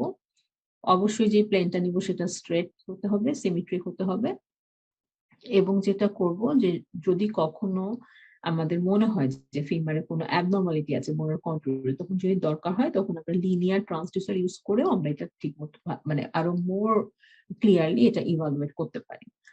তো ফিমোরাল লেন্থটা যেটা যখন আমরা মেজার করব, কখন আমরা মানে আমাদের মনে সন্দেহ আসবে অথবা কখন আমরা একটু ডাউটফুল হব যে আচ্ছা ফিমারের মনে হয় ওর স্কেলেটাল ডিসপ্লাসিয়া আছে, সেটা হচ্ছে যে ফিমোরাল লেন্থটা যখন আমরা নেই সেটা যদি জেস্টেশনাল এজের সাথে রেশিও করার পরে মানে টু স্ট্যান্ডার্ড ডেভিয়েশনের চেয়েও নিচে নেমে আসে, তখন সেটাকে আমরা বলি যে strong possibility of skeletal dysplasia. এবং সেক্ষেত্রে যেটা আমরা করব, যদি আমরা ফিমার লেন্থটা নেওয়ার পরে আমাদের দেখি যে টু স্ট্যান্ডার্ড ডেভিয়েশনের চেয়ে বেশি নিচে চলে আসছে যে রেশিওটা, তখন এটা যখন চিন্তা করবো যে স্কেলেটাল ডিসপ্লাসিয়া আছে, তারপরের স্টেপ গুলো যেটা হবে যে ফিমারটাকে মোর অ্যাকুরেটলি চেক করার জন্য আমরা লিনিয়ার ট্রান্সডিউসার দিয়ে আরেকবার মেজারমেন্ট নিব। এবং এটা নেওয়ার পরেও করবো যে আদার যে লং বোন গুলো আছে সব লং বোন গুলো আমরা মেজার করে দেখবো, কারণ স্কেলেটাল ডিসপ্লাসিয়া যখন হয় নর্মালি এটা দেখা যায় যে সবগুলা বোনের যত বডির যত বোন আছে সবগুলো বোনকে এটা এফেক্ট করে। তো এটা ইভালুয়েট করার জন্য অথবা শুধুমাত্র কি শর্ট ফিমার নাকি স্কেলেটাল ডিসপ্লাসিয়া এটাও বের করার জন্য যে আমরা আদার যে লং বোন গুলো সেগুলো আমরা ইভালুয়েট করে দেখবো। এটা ছাড়াও দেখবো যে বোনের যে কন্টুরটা, বোনে কোনো ফ্র্যাকচার আছে নাকি, বোয়িং আছে নাকি, অথবা যে কোনো বনি অ্যাবনর্মালিটি আছে নাকি, এই জিনিসগুলো ইভালুয়েট করে দেখবো। তো এখন যেটা সেটা হচ্ছে যে আদার অ্যানাটমির মধ্যে চলে আসে যে লোয়ার এক্সট্রিমিটিতে ফিমার নিয়ে এতক্ষণ আমরা কথা বললাম, তো ফিমার ছাড়াও যে থাকে যে টিবি, রেডিয়াস এবং আলনা থাকে। তো রেডিয়াস এবং আলনা যখন আমরা দেখি তখন আমরা জাস্ট দুইটা, সব বোনের অ্যাপিয়ারেন্সই কিন্তু আল্ট্রাসাউন্ডে সেম, যে একটা ইকোজেনিক স্ট্রেট লাইন। তো কিভাবে আমরা বুঝবো যে আসলে কোনটা যে ফিবুলা আর কোনটা হচ্ছে যে টিবিয়া? তো এটার জন্য যেটা সেটা হচ্ছে যে টিবিয়া যেটা সেটা হচ্ছে আমাদের মিডিয়ালি থাকে এবং ফিবুলা যেটা সেটা হচ্ছে আমাদের ল্যাটারালি থাকে। এবং আরো যেটা ডিফারেন্সিয়েটিং পয়েন্ট সেটা হচ্ছে যে ফিবুলা যেটা ল্যাটারালি থাকবে এটা হচ্ছে থিনার হবে এবং শর্টার হবে, আর টিবিয়া যেটা সেটা হচ্ছে লঙ্গার হবে এবং থিকার হবে। এবং টিবিয়া যেটা সেটা হচ্ছে যে মোর ক্লোজ থাকবে হচ্ছে যে ফিমারের সাথে, আর ফিবুলা যেটা সেটা ফিমারের সাথে এত ক্লোজ প্রক্সিমিটি থাকবে না। এটা ছাড়াও যেটা সেটা হচ্ছে যে লোয়ার লেগে আমাদের অ্যাঙ্কেল জয়েন্টটা স্যাজিটাল প্লেনে রুল আউট করতে হবে। এটা দেখতে হবে অবশ্যই, কারণ এটা দিয়ে আমরা ক্লাব ফুট যেটা সেটাকে আমরা রুল আউট করে দেবো, ডিফারেন্সিয়েট করে থাকি। এবং এটা দেখার পরে যেটা করতে হবে যে বোনের যে ফুট যেটাকে আমরা পায়ের পাতা বলি বাংলাতে, তো পায়ের পাতাটাও যেটা সেটাও আমরা ইভালুয়েট করতে হবে, কারণ পায়ের পাতার যে হিল বোনটা যে ক্যালকেনিয়াম, সেই ক্যালকেনিয়াম এবং টো যেটা ডিজিট যেগুলো সেগুলো ইভালুয়েট করার জন্য। তো যেটা এখান থেকে অ্যানাটমিতে আমাদের মেইন কথা যেটা সেটা মনে রাখতে হবে যে ফিমার কিভাবে আমরা মেজার করছি, এবং যখন টিবিয়া এবং ফিবুলা দেখছি তো কোনটা টিবিয়া এবং কোনটা ফিবুলা সেটা দেখার জন্য হচ্ছে যে টিবিয়া যেটা মিডিয়ালি থাকবে, যদি আপনাদের এটা মনে না থাকে যে মিডিয়ালি কোনটা ল্যাটারালি কোনটা, সহজ বাংলায় যেটা মনে থাকবে সেটা হচ্ছে যে যদি অনেক বেশি ভারী এবং যেটা লম্বা হবে সেটা হচ্ছে টিবিয়া, আর যেটা চিকন হবে এবং যেটা শর্ট হবে সেটা হচ্ছে ফিবুলা। তো একইভাবে সেম আপার এক্সট্রিমিটিতেও আমাদের যেটা সেটা হচ্ছে যে স্ক্যাপুলার সাথে আমাদের হিউমেরাসের কানেকশন থাকবে। এবং স্ক্যাপুলা যখন আপনি পাবেন তখন আপনার ট্রান্সডিউসারটা সম্পূর্ণ মানে যদি 90 ডিগ্রি আপনি রোটেট করেন তখন সেক্ষেত্রে আমরা হিউমেরাসের লং এক্সিসটা পাই। এটা ছাড়াও দেখতে যেটা সেটা হচ্ছে একই রকম ভাবে লোয়ার এক্সট্রিমিটির মতো আপার এক্সট্রিমিটিতেও কিন্তু আমাদের রেডিয়াস এবং আলনা থাকে। তো লোয়ার এক্সট্রিমিটির মতো যেটা লোয়ার এক্সট্রিমিটির টিবিয়া ছিল সেটা হচ্ছে এখানে আলনা, যে আলনা যেটা সেটা হচ্ছে যে মোর মিডিয়ালি থাকবে এবং আহ সেটা হচ্ছে যে থিকার হবে এবং লম্বা হবে। আর রেডিয়াস যেটা সেটা হচ্ছে যে ল্যাটারালি থাকবে, যেটা আমাদের থাম ফর্ম করবে এবং এটা হচ্ছে যে শর্টার হবে। তো যখন আমরা এটার রেডিয়াস এবং আলনা ইভালুয়েট করার পরে হাতের বোন গুলা মানে হাতের ডিজিট গুলা আমরা ইভালুয়েট করি, তখন আমাদের যেটা যে যখন পিকচারটা নেই তখন কিন্তু সেটা আমরা যে 5টা ফিঙ্গার আছে নাকি এটা দেখার জন্য আমরা দেখা যায় যে প্রথম যেটা ফিঙ্গারটা 1 এবং পরের একদম লাস্টের ফিঙ্গারটাকে 5 দিয়ে আমরা ডিমার্কেট করি, দেখানোর জন্য যে হ্যাঁ হাতে 5টা আঙ্গুল আছে। এবং এটা দিয়ে কিন্তু পরে ডেকটাইলে আর অনেক ধরনের আমাদের প্যাথোলজি যেগুলো সেগুলো ইভালুয়েট করি। তো সেক্ষেত্রে আমাদের জানতে হবে যে কোনটাকে আমরা নাম্বার 1 ডিজিট বলছি এবং কোনটাকে আমরা নাম্বার 5 ডিজিট বলছি। তো নাম্বার 1 ডিজিট যেটা সেটা হচ্ছে রেডিয়াল সাইডে যে থাম্ব যেটা সেটাকে হচ্ছে আমরা নাম্বার 1 ডিজিট বলি, এবং যেটা কেনি আঙ্গুল এবং যেটা আমাদের আলনার দিকে থাকে সেটা কিন্তু আমার নাম্বার 5 ডিজিট। তো এটাই বলছে যে আলনা is the medial lower arm bone extends from the elbow to the wrist on the same side as the 5th digit. Radius is the lateral arm bone that extend to the wrist on the same side as thumb. It is shorter than ulna. এটা ছাড়াও যেটা সেটা হচ্ছে আমাদের digit গুলা দেখে থাকি। Digit গুলা যেটা সেটা হচ্ছে যে একটু পরে সেটা আমরা দেখবো, আগে আমরা ছবিগুলা দেখে নিই যে রেডিয়াস এবং আলনার। সেটা হচ্ছে যে এটা একটা যে হিউমেরাস অথবা আপারা। আচ্ছা, এক্ষেত্রে হচ্ছে যে অনেক সময় যখন আমরা ফিমোরাল লেন্থ নেই অথবা ফিমার দেখি তখন আমরা বুঝতে পারি না, আমরা দেখা যায় যে হিউমেরাসটাকে ফিমার হিসেবে মেজার করে দিয়ে বলি যাচ্ছে শর্ট ফিমার। তো কিভাবে আমরা বুঝবো যে কোথায় হিউমেরাস আর কোথায় কোনটা ফিমার? হিউমেরাস যেটা সেটা যেহেতু আমার হাতের বোন এবং এটার আশেপাশে যখন আপনি যদি কনফিউজ থাকেন যে হিউমেরাস তো ফিমার নিয়ে, তো আশেপাশে সবসময় দেখবেন যে হার্ট অথবা স্টমাকের একটা শ্যাডো পাবেন, ডায়াফ্রাম পাবেন, এগুলো স্ট্রাকচার পাবেন। এবং ফিমার যখন দেখবো তখন দেখা যাবে যে ফিমারের পাশে সবসময় কিন্তু আমাদের ব্লাডার অথবা জেনিটেলিয়া যেটা সেটা দেখা যাচ্ছে। তো এটা হচ্ছে যে একটা হিউমেরাস অথবা আপার আর্ম বোন। এটার পরে যেটা যে এফএল যেটা যে ফিমার, এবং বারবারই একটা কথা রিপিটেডলি সব জায়গায় বলে দেয় যে do not include epiphysis in the measurement. So এটা হচ্ছে যে ফিমারের মেজারমেন্ট করা হয়েছে এখানে।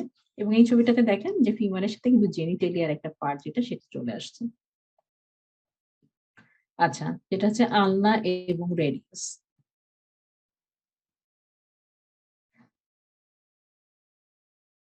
সেটা হচ্ছে যে যেটা মোর লম্বা যেটা সেটা হচ্ছে আমার আলনা, এবং এটা কিন্তু মিডিয়ালি আছে। এবং যেটা ল্যাটারালি সেটা কিন্তু শর্টার এবং রেডিয়াস। আসলে নরমালি এত শর্টও থাকে না রেডিয়াস, কিন্তু এটা আসলে এটাকে ফোকাস করার জন্য এবং আপনাদের মনে রাখার জন্য এটা দেখাচ্ছে যে আলনাটা যেটা সেটা হচ্ছে লঙ্গার, আর যেটা মিডিয়ালি এবং রেডিয়াসটা যেটা সেটা হচ্ছে শর্টার। লোয়ার লেগ মেজারমেন্টের ক্ষেত্রেও যেটা সেটা হচ্ছে যে টিবিয়া এবং ফিবুলা। ফিবুলাটা যেটা সেটা কিন্তু ল্যাটারাল এবং থিন, এবং টিবিয়াতে যেটা সেটা কিন্তু যে থিকার।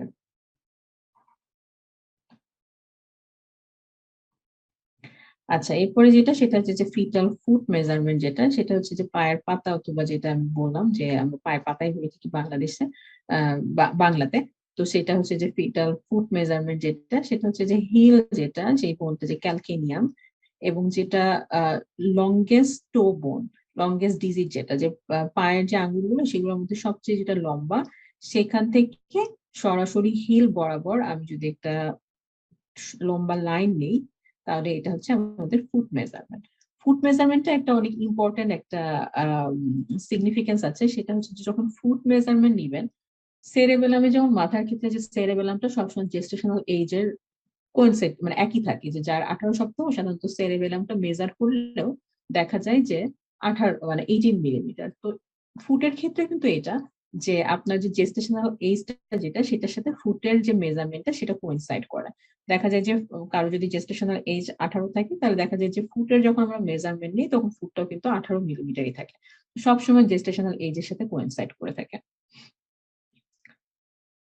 এটা হচ্ছে ডিজিট গুলা চলে আসবে। তো ডিজিট গুলা যেটা সেটা হচ্ছে যে আহ হাতের হাতের এবং পায়ের আসলে আঙ্গুল, এটা হচ্ছে যে হাতের ডিজিটে কিছু আমরা অ্যাবনর্মালিটি পাই এবং একই সাথে পায়েরও কিছু অ্যাবনর্মালিটি পাই। তো সেটাই আমরা এখন পড়বো। সেটা হচ্ছে যে কিন্তু এটার জন্য জানতে হবে যে আসলে ডিজিট যেটা আঙ্গুল আসলে এটার আসলে কয়টা পার্ট থাকে। তো 3টা বোন দিয়ে এটা ফর্ম হয়। তার এটার মধ্যে হচ্ছে যে প্রক্সিমাল, মিডল এবং ডিস্টাল, দূরে,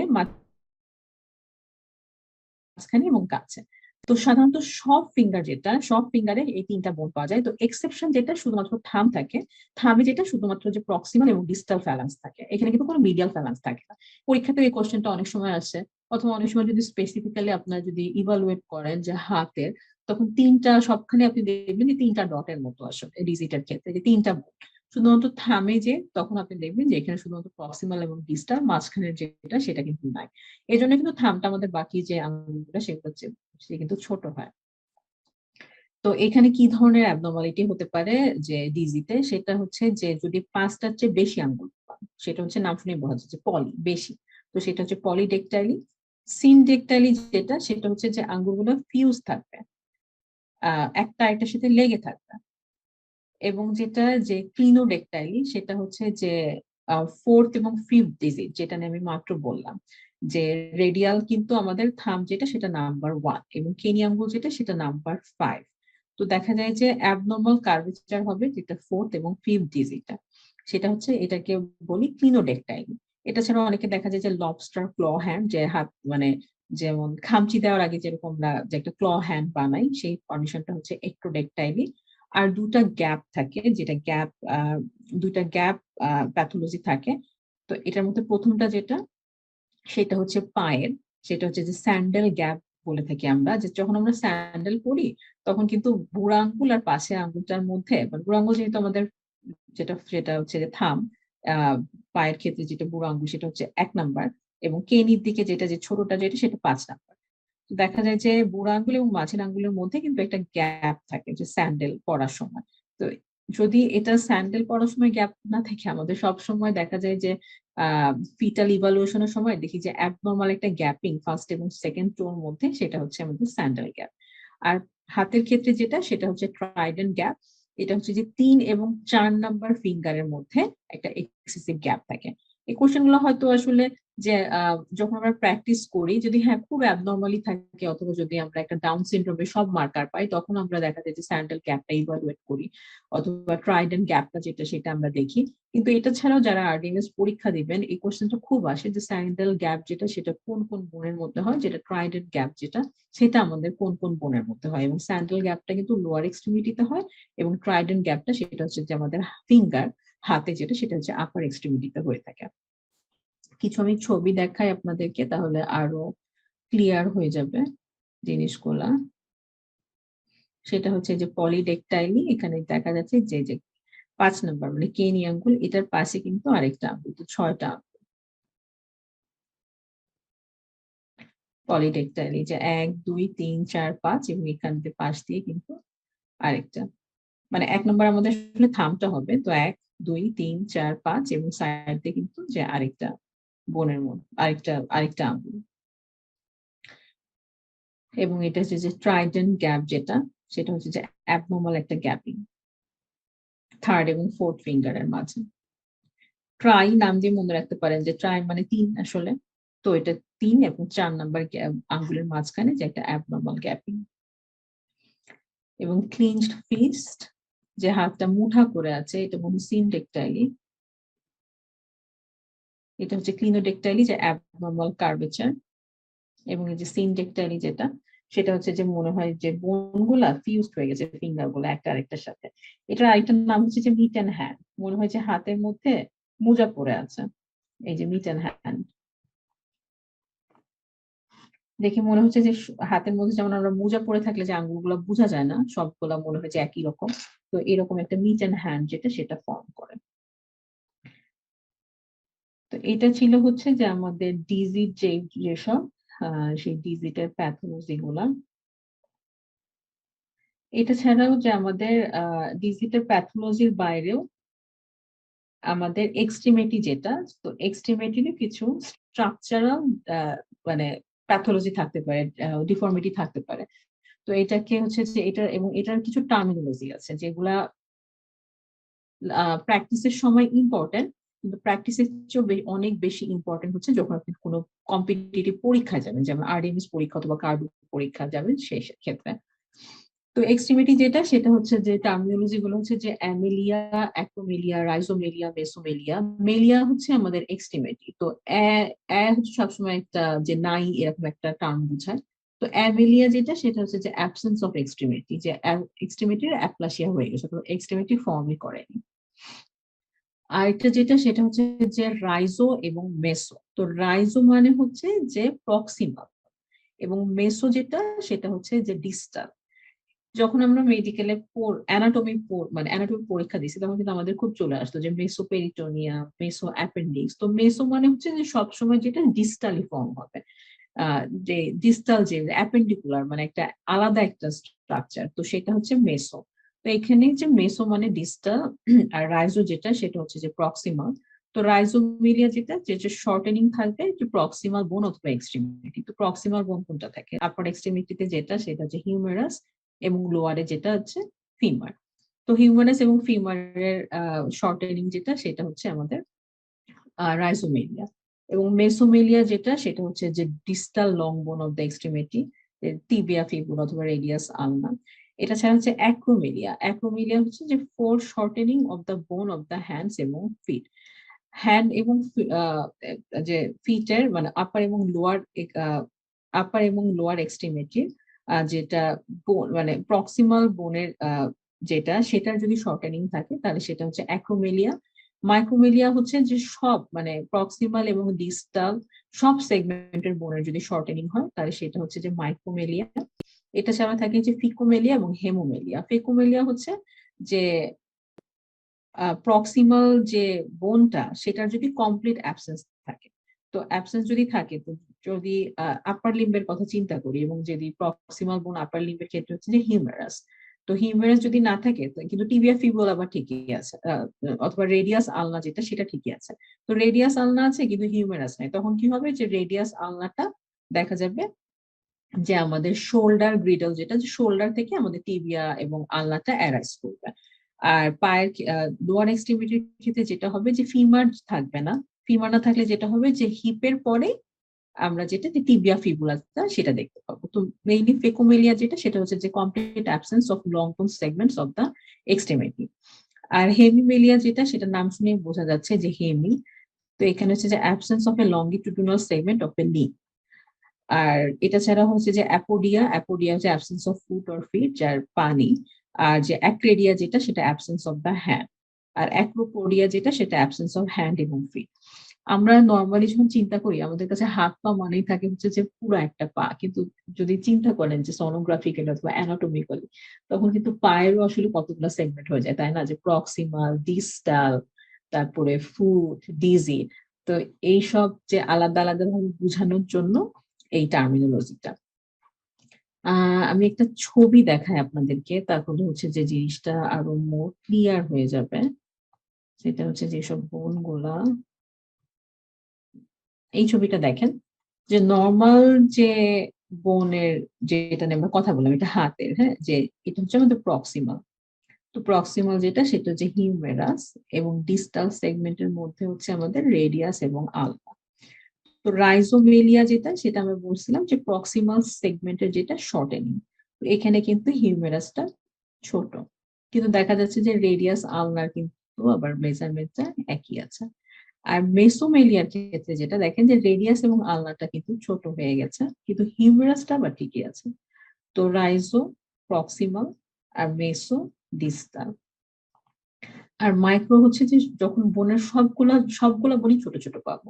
তো এখানে কিন্তু যে রেডিয়াস যেটা হিউমেরাসটাও ছোট, আবার দেখেন যে রেডিয়াস এবং আলনা এটাও ছোট। তো এই ছবিটা দেখলে আসলে বোঝা যায় আরো ভালো মতো যে কোনটাকে কি, যদি কারো মনে না থাকে তখন এই ছবিটা বারবার দেখতে পারেন।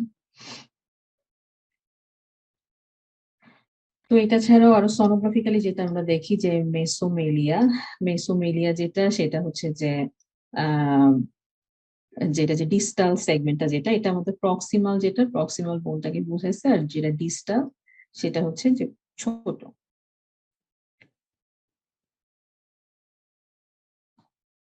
আরো কিছু মেসোমেলিয়ার ছবি যে টিবিয়া এবং ফিবুলা দুটাই কিন্তু ছোট দেখা যাচ্ছে, ফোর শর্টেনিং হয়েছে। এটা হচ্ছে কমপ্লিট অ্যাপ্লাসিয়া একটা, আপার এক্সট্রিমিটি, বোনগুলো একদমই ছোট ছোট।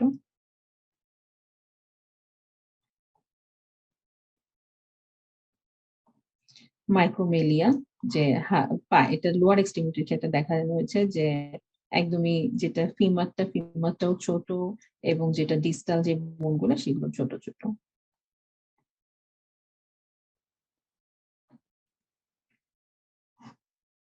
এটা হচ্ছে যে micromelia severe form. Note the significant shortening and deformity of the arm on the left image and leg on the right image. একদমই ছোট, এবং এটা কিভাবে বুঝতেছি আমরা যে যদি আমরা পার্সেন্টাইলটা দেখি তাহলে হচ্ছে less than 2 percentile, স্ট্যান্ডার্ড ডেভিয়েশনটা less than 2, তার মানে এটা একটা মানে সিভিয়ার মাইক্রোমেলিয়া। তো এইটা ছিল হচ্ছে যে আমাদের নরমালি যে অ্যাপেন্ডিকুলার যে স্কেলেটনটা সেগুলার বেসিক অ্যানাটমি, যে অ্যাপেন্ডিকুলার মধ্যে আপার এক্সট্রিমিটিতে কোন কোন বোন আছে, লোয়ার এক্সট্রিমিটিতে কোন কোন বোন আছে, এবং কখন আমরা বলবো যে ফিমারের লেন্থ নেওয়ার পর কখন আমরা মোর সাসপেক্টফুল হব যে এখানে স্কেলেটাল ডিসপ্লেসিয়া আছে যেটা less than 2 স্ট্যান্ডার্ড ডেভিয়েশনের নিচে। এবং এটা ছাড়াও টিবিয়া কিভাবে বুঝবো, ফিবুলা কিভাবে বুঝবো, এবং এদের যে কমন যে টার্মিনোলজি গুলো আছে সেগুলা কোনটা কাকে কি বলে সেটা। তো এটার পরে যেটা সেটা হচ্ছে যে আমরা এখন একটু কথা বলবো যে এটা হচ্ছে আমাদের একটা বেসিক অ্যানাটমি। তো এটার পরে যেটা সেটা হচ্ছে যে আমরা জানবো যে আসলে কি কি প্যাথোলজি হতে পারে। খুবই বোরিং এটা, মোটামুটি সবই হচ্ছে যে টোটাল মুখস্থ করার মতো। আপনারা অনেক বেশি ছবি দেখবেন পরীক্ষার আগে, যে ছবি দেখলে তখন জিনিসগুলো একটু মনে থাকে, কিন্তু এটা ছাড়া আসলে এটা আর কোনো ওয়ে নাই যে এটা মোর আপনি মানে মানে মানে মজা করে অথবা এটা মনে রাখবেন, অথবা আসলে খুবই ড্রাই এই চ্যাপ্টার গুলা। তো স্কেলেটাল যেই প্যাথোলজি গুলো আছে সেটাকে আমরা প্রথমে দুই ভাগে ভাগ করে থাকি, একটা হচ্ছে লিথাল আর নন লিথাল। তো লিথাল যেটা সেটা হচ্ছে নাম শুনেই বোঝা যাচ্ছে যে লিথাল, যেটার সার্ভাইভাল রেটটা খুবই কম থাকে এবং থাকেই না নর্মালি। আর নন লিথাল যেগুলো অ্যাবনর্মালিটি আছে, যে দেখা যায় যে ডিসপ্লাসিয়া হয় বাট মানে লিথালিটি তো ডেথ রেটটা এত মানে প্রমিনেন্ট থাকে না, এত বেশি থাকে না। তো লিথাল যে স্কেলেটাল অ্যাবনর্মালিটিটা এখানে আমরা প্রতিটাই টাচ করব। তো আটটা অ্যানোমেলি যেটা মেইনলি, সে আটটা অ্যানোমেলি আমাদের এই লিথাল স্কেলেটাল অ্যানাটমির মধ্যে থাকে। এখন যেটা যে কখন আপনি মানে যে লিথাল যে অ্যানোমেলি গুলো হচ্ছে সেটার এই লিথালিটিটা কেন হচ্ছে, অথবা ডেথ রেটটা কেন এত বেশি হচ্ছে, এবং কখন আপনি বুঝবেন যে আসলে যে এটা একটা রেড ফ্ল্যাগ মার্ক, অথবা এটা একটা লিথাল স্কেলেটাল ডিসপ্লেসিয়া হতে পারে। তো এটার জন্য যেটা সেটা হচ্ছে যে লিথাল স্কেলেটাল ডিসপ্লেসিয়া গুলা যখন আমরা 12 সপ্তাহে যে এনটি স্ক্যানটা করি, নুকাল ট্রান্সলুসেন্সি, তো এটার যদি যে নুকাল যে ফ্লুইডের থিকনেসটা অনেক বেশি থাকে, মোর দ্যান 3 মিলিমিটার থাকে, তখন এটা আমাদের একটা মাথায় রাখতে হয় যে এটার মধ্যে একটা স্ট্রং অ্যাসোসিয়েশন থাকতে হবে পরবর্তীতে যখন অ্যানাটমি স্ক্রিনিং এর জন্য আসবে, যে সেটার সাথে যে আমার স্কেলেটন গুলো সবগুলো ঠিক মতো দেখতে হবে।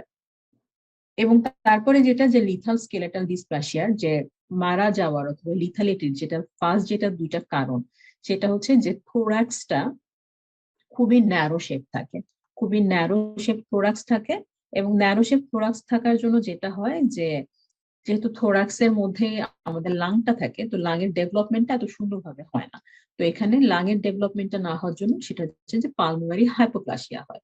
তো এই ন্যারো থোরাক্স এবং পালমোনারি হাইপোপ্লাসিয়ার কারণেই কিন্তু যে লিথাল স্কেলেটাল অ্যানোমেলি গুলার যে ডেথ রেটটা অথবা সিভিয়ারিটা এত বেশি থাকে। তো কখন আপনি বুঝবেন যে একটা থোরাক্স যেটা সেটা হচ্ছে যে ন্যারো থোরাক্স? একটা হচ্ছে যে হ্যাঁ, আমি স্ক্যান করতে করতে যখন আমি অনেক বেশি এক্সপিরিয়েন্সড হয়ে যাব, তখন একটা ন্যারো থোরাক্স এর একটা শেপ দেখলে আমি বুঝতে পারবো যে হ্যাঁ, যে এটা ন্যারো থোরাক্স। কিন্তু আপনি যখন রিপোর্টে আপনি দেখবেন তখন কিন্তু আপনি বলতে পারবেন না যে হ্যাঁ আমি চোখে দেখছি যে এটা থোরাক্সটা ন্যারো, এই কারণে ন্যারো থোরাক্স। আপনার অবশ্যই কোনো একটা মার্কারের মধ্যে দিয়ে যেতে হবে।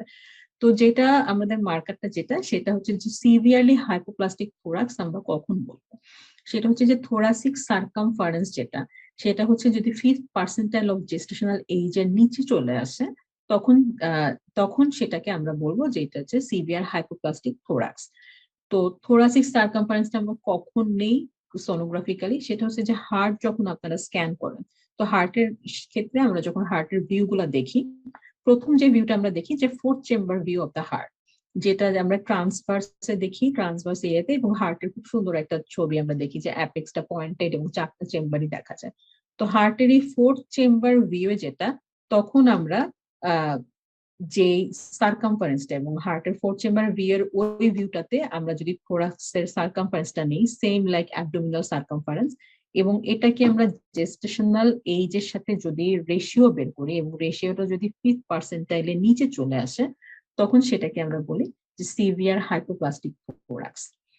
এটার বাইরেও যেটা যে ফিমোরাল লেন্থ পড়ানোর সময় আমি পয়েন্টটা টাচ করেছিলাম, যে ফিমোরাল লেন্থ যদি যে 2 স্ট্যান্ডার্ড ডেভিয়েশনের চেয়ে নিচে চলে আসে, তাহলে সেটাকেও আমরা বলে থাকি যে স্কেলেটাল ডিসপ্লাসিয়া।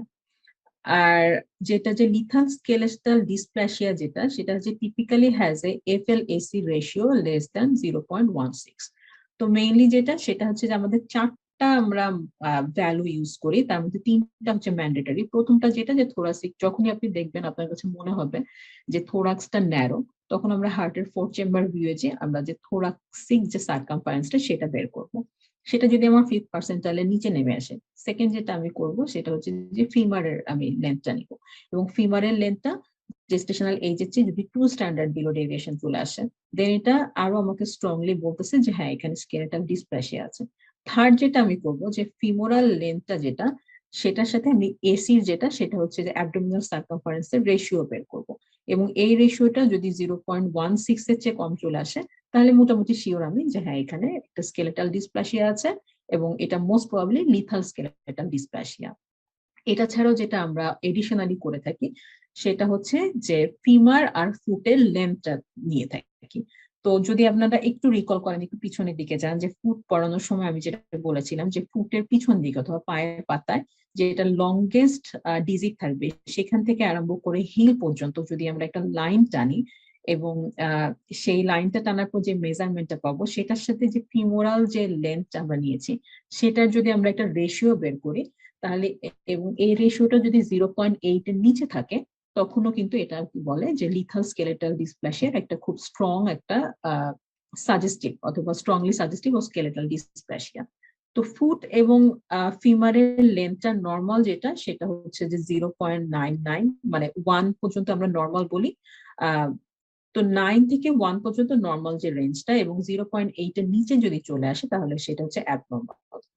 যখন আপনি স্কেলেটাল আপনি ইভালুয়েট করবেন, স্পাইন করা সবকিছু করার পরে, তো মেইন যেটা কথা যেটা মাথায় রাখতে হবে সহজ বাংলায়, সেটা হচ্ছে যে থোরাক্সটা দেখে আমার মনে হচ্ছে যে থোরাক্সটা ন্যারো অথবা থোরাক্সটা খুব ছোট, সেটাকে আমি রুল আউট করার জন্য অথবা আমার রিপোর্টে এটা স্ট্রংলি সাজেস্ট করার জন্য যে হ্যাঁ এখানে স্কেলেটাল লিথাল স্কেলেটাল ডিসপ্লাসিয়া আছে, সেটা বের করার জন্য প্রথমে যেটা থোরাক্সিক সার্কামফারেন্স নিব, দেন যেটা ফিটাল বোন যে ফিমোরাল বোন যেটা সেটার আমি নিব, রেশিওটা বের করব, এবং তারপর এডিশনালি যেটা করব ফিমারের লেন্থের সাথে দুইটার আমি রেশিও ইউজ করব, একটা হচ্ছে যে অ্যাবডোমিনের আর আরেকটা যেটা সেটা হচ্ছে ফুট। এবং এই সবগুলা রেশিও যদি দেখা যায় যে অ্যাবনর্মালের দিকে যাচ্ছে, তাহলে মোটামুটি শিওর যে আপনি যে হ্যাঁ এটা এখানে লিথাল স্কেলেটাল অ্যানোমালি আছে। তো এটা ছাড়াও যেটা এডিশনালি এটা যখন স্ট্রংলি দেখে থাকবে, তারপরে যেটা আমরা সব স্ক্যানিং করে থাকি যে বোনের কার্ভেচার গুলো দেখবো, আহ তারপরে বোনের শেপটা দেখবো, বোনের কন্টুরটা দেখবো, এসব দেখবো। তো এটার পরে যেটা যে আটটা প্যাথোলজি লিথাল স্কেলেটাল ডিসপ্লাসিয়ার আন্ডারে পড়ে যায়। তো প্রথম যেটা সেটা হচ্ছে যে হোমোজাইগাস ডমিনেন্ট অ্যাকন্ডোপ্লাসিয়া।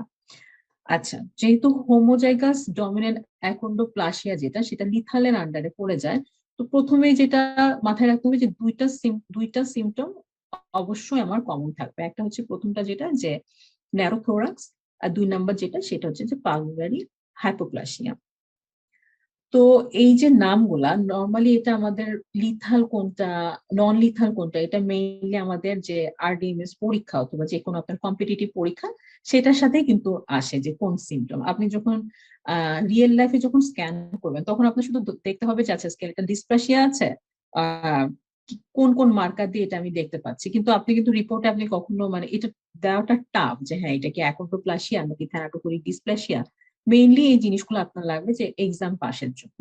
তো এক্সাম পাসের জন্য যেটা সেটা লাগবে যে আমাদের যে লিথাল যে গ্রুপটা আছে ডিজিজের সেটা হচ্ছে কোনটা কি টাইপের, এটা কি অটোজোমাল ডমিনেন্ট, অটোজোমাল রিসেসিভ, নাকি কোনটা শর্ট লিভ ডোয়ার্ফিজম, এই জিনিসগুলো জানতে হবে, এবং একই সাথে জানতে হবে যে সিমটম গুলো আসলে কি কি।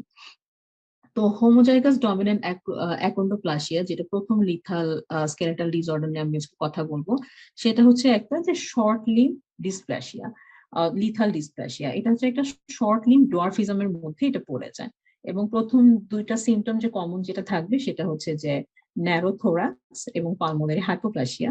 এই কারণে এটা লিথালের আন্ডারে পড়ে।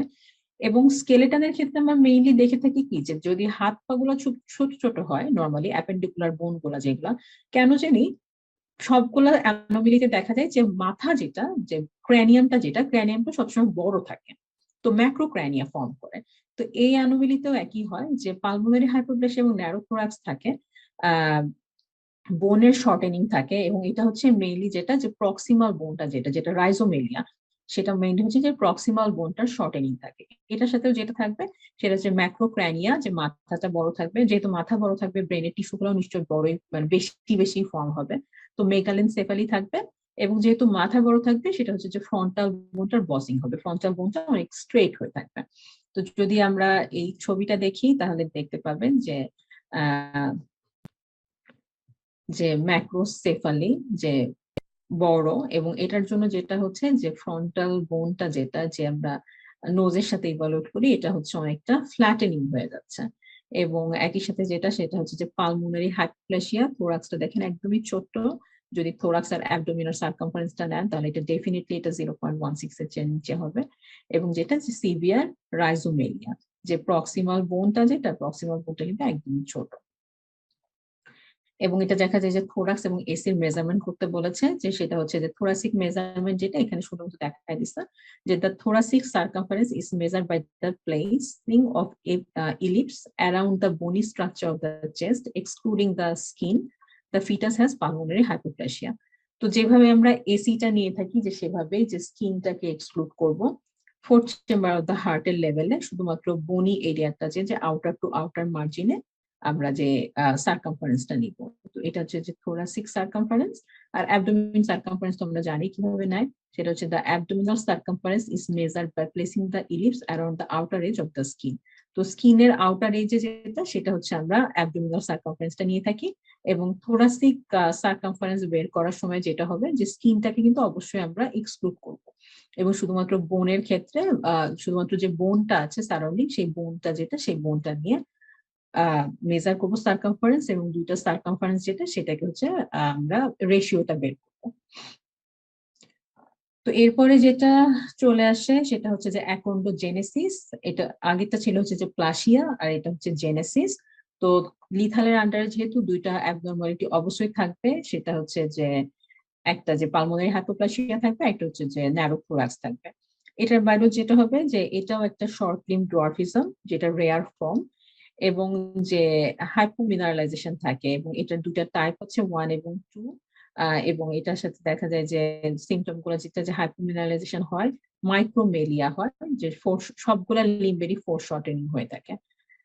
এটা একটু আপনার ভিতরের দিকে পড়ে থাকবেন অনেকক্ষণ, এটা এতটা ইম্পর্টেন্ট না, পরীক্ষার মধ্যে এটাই আসে যে এটা কি কোন ফর্মের, মানে অটোসোমাল ডমিনেন্ট নাকি রিসেসিভ নাকি শর্ট ফর্ম ডোয়ার্ফিজম। তো এটা হচ্ছে যে শর্ট লিম্ব ডোয়ার্ফিজম, এবং এখানে যেটা যে লিথালের আন্ডারে পড়ে যায় এবং মাইক্রোমিডিয়া থাকে। যেটা মাত্র পড়লাম আমরা যে অ্যাকন্ড্রো হেড, যেটা প্রথম যেটা অ্যাবনর্মালিটিটা আমরা পড়লাম যে অ্যাকন্ড্রোপ্লাসিয়া, এখানে ছিল রাইজোমেলিয়া, যে প্রক্সিমাল বোন যেটা সেটার শর্টেনিং। আর যেটা যে অ্যাকন্ড্রোজেনেসিস যেটা সেক্ষেত্রে যেটা সেটা হচ্ছে যে লিম্ব শর্টেনিং, সবগুলা লিম্বই ছোট ছোট হয়ে যাবে, মাইক্রোমিলিয়া। তো অ্যাকন্ড্রোজেনেসিস এর কিছু ছবি এখানে দেখানো হয়েছে, যে হাইপোমিনারালাইজেশন স্পাইন এন্ড পেলভিস। হাইপোমিনারালাইজেশন হলে হয় কি যে বোনের যেটা যে ইকোজেনিসিটিটা, সেই ইকোজেনিসিটিটা যেহেতু বোন খুব একটা স্ট্রং ইকোজেনিক, খুব একটা মানে স্ট্রং একটা হোয়াইট লাইন দেয়, তো হাইপোমিনারালাইজ হলে যেটা হয় যে এটা স্ট্রং, বোনের ইকোজেনিসিটিটা এত স্ট্রং থাকে না। এবং আরো যেটা যে যখন আপনি বোনগুলা স্পাইন স্ক্যান করবেন, যে স্পেশালি যখন আমরা ক্র্যানিয়ামটা স্ক্যান করি, তখন যে বাইরের ট্রান্সডিউসার প্রেসারে হাইপোমিনারালাইজ থাকে, এটা হয় যে হচ্ছে দেখা যায় যে কম্প্রেসেবল হয়ে থাকে, যে বোনটা নিচের দিকে নেমে আসতেছে আর কি, মানে এত রিজিডিটিতে থাকে না। এটা ছাড়াও দেখা যায় যে ফ্রন্টাল বোসিং যেটা সেটা হচ্ছে যেহেতু মাথার বোনটা বড় হয়ে যাচ্ছে, যে এই যে ফ্রন্টাল বোসিং, এবং পালমোনারি হাইপোপ্লাসিয়া এবং সিভিয়ার মাইক্রোমেলিয়া, যে সবগুলো বোনই ছোট ছোট হয়ে গেছে। আচ্ছা, এরপরে যেটা সেটা হচ্ছে যে খুবই ইম্পর্টেন্ট পরীক্ষার জন্য, সেটা হচ্ছে যে অস্টিওজেনেসিস ইমপারফেক্টা টাইপ 2। তো অস্টিওজেনেসিস যেটা সেটা হচ্ছে যে আহ 4টা টাইপ আসলে। তো 4টা টাইপ হলেও শুধুমাত্র টাইপ 2টা যেটা সেটা লিথালের আন্ডারে পড়ে যায়, আর টাইপ 1, 3 এবং 4 যেটা সেটা হচ্ছে নন লিথালের আন্ডারে পড়ে যায়। এবং এটা একটা অটোজোমাল রিসেসিভ ডিসঅর্ডার, এবং এটা যেটা সেটা অ্যাবনর্মালিটিস ইন দ্য কোলাজেন হয়ে যায়। তো খুবই ইম্পর্টেন্ট যেটা কোন টাইপটা লিথাল, যেটা হচ্ছে যে টাইপ 2, এবং type 2 is usually lethal autosomal recessive disorder এবং caused by abnormalities in the collagen. Bullet point, এটা আপনাদের মনে রাখতে হবে পরীক্ষার ক্ষেত্রে। এখন যেটা কি পাই আমরা, কি মানে দেখতে পাই নরমালি, ফিচার গুলা কি থাকে? ফিচার গুলার মধ্যে যেটা সেটা হচ্ছে যে নাম শুনেই বোঝা যাচ্ছে যে কোলাজেন ডিসঅর্ডার। তো কোলাজেন যেটা আমাদের বডিতে, কোলাজেন হচ্ছে একটা স্ট্রাকচারাল প্রোটিন। তো স্ট্রাকচারাল প্রোটিনটা আসলে বডিতে কি কাজ করে? স্ট্রাকচারাল প্রোটিনটা যেটা সেটা বডির মেইনলি যে রিজিডিটি এবং রেজিস্ট্যান্ট টু স্ট্রেচিং যেটা সেটা মেনটেন করে, যে বডির যে বোন গুলা সেটা যেন মোর রিজিড হয়, ফ্র্যাজাইল না হয়। এবং যেটা যে স্ট্রেচিংটা, যেটা যে যখন বোন বড় হচ্ছে তখন সুন্দর করে জেস্টেশনাল এজ অ্যাডভান্স হওয়ার সাথে সাথে বোনের স্ট্রেচিংটাও সুন্দর হচ্ছে। তো যেহেতু অ্যাবনর্মালিটি থাকে কোলাজেনে, তো এক্ষেত্রে দেখা যায় যে বোন রিজিডিটিটা থাকে না। বোন রিজিডিটি না থাকার জন্য যেটা হয় যে বোনের ফ্র্যাকচার অনেক বেশি, মোর ফ্র্যাকচার প্রন থাকে, যে অনেক বেশি বোনের ফ্র্যাকচার থাকে। বোনটার যেহেতু স্ট্রেচিং পাওয়ার এত থাকে না কোলাজেন অ্যাবনর্মালিটির জন্য, এই জন্য দেখা যায় যে বোনটা লম্বাটা না হয়ে বাঁকা হয়ে যায়। তো নর্মালি এটা থাকে হাইপোমিনারালাইজ থাকে, যে বোনের ওসিফিকেশন সেন্টার গুলো অত সুন্দর করে ফর্ম হয় না। তো এখান থেকে এই কটা লাইনে মনে রাখতে হবে যে টাইপ 2 যেটা সেটা হচ্ছে লিথাল, এটা অটোসোমাল রিসেসিভ ডিসঅর্ডার এবং মেইনলি কোলাজেন ডিসঅর্ডার। এবং কোলাজেন না থাকার কারণে যেটা হবে যে বোনগুলো অনেক বেশি ফ্রাজাইল হবে, মোর ফ্র্যাকচার প্রন হবে, এবং দেখা যাবে যে বোয়িংটা বেশি হবে কারণ স্ট্রেচিং পাওয়ার থাকবে না।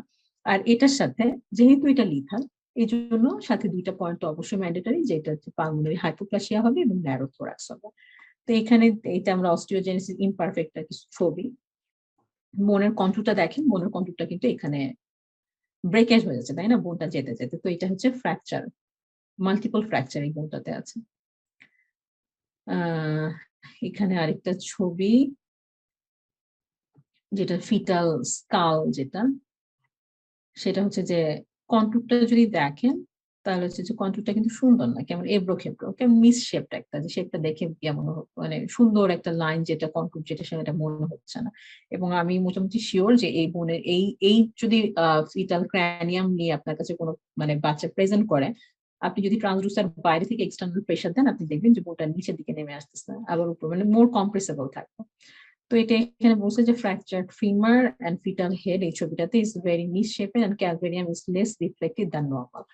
যেহেতু হাইপোমিনারালাইজ থাকে, ওসিফিকেশন সেন্টার গুলো ঠিক মতো মানে ডেভেলপ হয় না। তো এই জন্য যে বোনের যে ইকোজেনিসিটিটা সেটা হচ্ছে মোর রিফ্লেক্টিভ থাকে না, ইকোজেনিসিটিটা সাদা হলেও দেখা যায় যে মানে লেসার সাইডে থাকে। এটা যে ফ্র্যাকচার বোন দেখতে পাচ্ছেন যে এখানে সোজা হয়ে আবার নিচের দিকে মাল্টিপল ফ্র্যাকচার আছে, এবং এটা যে ফুট। এবং একই সাথে ইকোজেনিসিটিটা যদি দেখেন তাহলে ইকোজেনিসিটিটা কিন্তু এত বেশি রিফ্লেক্টিভ না। এখানে হচ্ছে অস্টিওজেনেসিস ইমপারফেক্টের আরো কিছু ছবি, যে হাইপোমিনারালাইজ স্কাল, এবং স্কালের শেপটা দেখেন abnormal, miss shape, multiple fracture. তারপরে যে বোনটা যেটা সেটা হচ্ছে বোন বাঁকা হয়ে গেছে বোনটা। ফিমারে মাল্টিপল ফ্র্যাকচার আছে, ফিমারটা কিন্তু স্ট্রেট সুন্দর না, এখানে ভাগ ভাগ হয়ে গেছে। এবং যেটা বুলেট পয়েন্ট সেটা হচ্ছে ন্যারোথোরাক্স। আচ্ছা, 3 নাম্বার যেটা সেটা হচ্ছে যে থ্যানাটোফোরিক স্কেলেটাল ডিসপ্লাসিয়া। থ্যানাটোফোরিক স্কেলেটাল ডিসপ্লাসিয়া যেটা সেটা হচ্ছে অটোজোমাল ডমিনেন্ট, অবশ্যই এটা লিথালের আন্ডারে পড়বে। এবং এখানে যেটা মনে রাখতে হবে যে যেটা আবার যে চলে তো ন্যারোথোরাক্স এবং পালমোনারি হাইপোপ্লাসিয়া তো থাকবে। এটা ছাড়াও যেটা হবে যে আমি বলে নিয়েছি যে লিথাল স্কেলেটাল ডিসপ্লাসিয়া গুলো কেন জানি যে মানে মাথা যেটা সেটা যে ম্যাক্রোক্র্যানিয়াম, মাথাটা বড় হয়। তো মাথাটা বড় তো হবেই, ফ্রন্টাল মাথা বড় হলে যেটা হচ্ছে ফ্রন্টাল বসিং থাকবে, ফ্রন্টাল বোনটা মোর স্ট্রেট থাকবে। এবং এটার সাথে যেটা 3 স্টার যেটা মনে রাখতে হবে যে ক্লোভার লিভ স্কাল ফর্ম হয়। ক্লোভার লিভ স্কালটা ফর্ম হয় যে হচ্ছে যে সুচার গুলার প্রিম্যাচিওর অসিফিকেশন হয়ে যায়। এবং প্রিম্যাচিওর অসিফিকেশন হওয়ার কারণে যেটা হয় যে এটার স্ট্রেচিবিলিটিটা এত বেশি থাকে না। আর আরেকটা যেটা সেটা হচ্ছে যে লিম্বের যেটা সেটা বোয়িং হবে, মানে লিম্বটা বাঁকা হয়ে যাবে, লং বোন গুলো, এবং বাঁকা হয়ে যাওয়ার পরে আপনাদের যদি অনেক আগের কথা মনে থাকে যে যখন আমাদের মোবাইল আসে, কিন্তু তখন আমরা বাসায় টেলিফোন ইউজ করতাম, এবং টেলিফোনটা কি হতো যে বাঁকা কিন্তু। তো এটা হচ্ছে যে লং বোনের যে লং বোন গুলা সেটা হচ্ছে টেলিফোন রিসিভার একটা অ্যাপিয়ারেন্স দিবে। তো এটাই হচ্ছে যে যে থ্যালাটোফোরিক ডিসপ্লাসিয়া যেটা সেটা হচ্ছে যে ক্লোভার লিফ স্কাল যেটা যে লং এর মতো একটা, বাসায় যে আমরা লং তরকারিতে ইউজ করি সেই লং এর মতো একটা শেপ।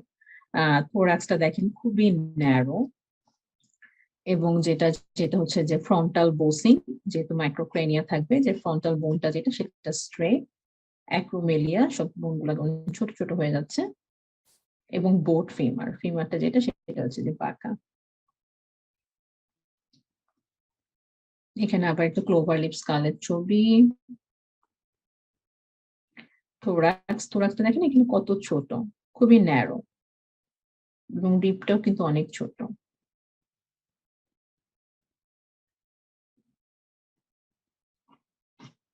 লিমটা যেটা সেটা হচ্ছে যে সিভিয়ার লিম, ফিমারটা একদমই ছোট, ডিসপ্লাসিয়া।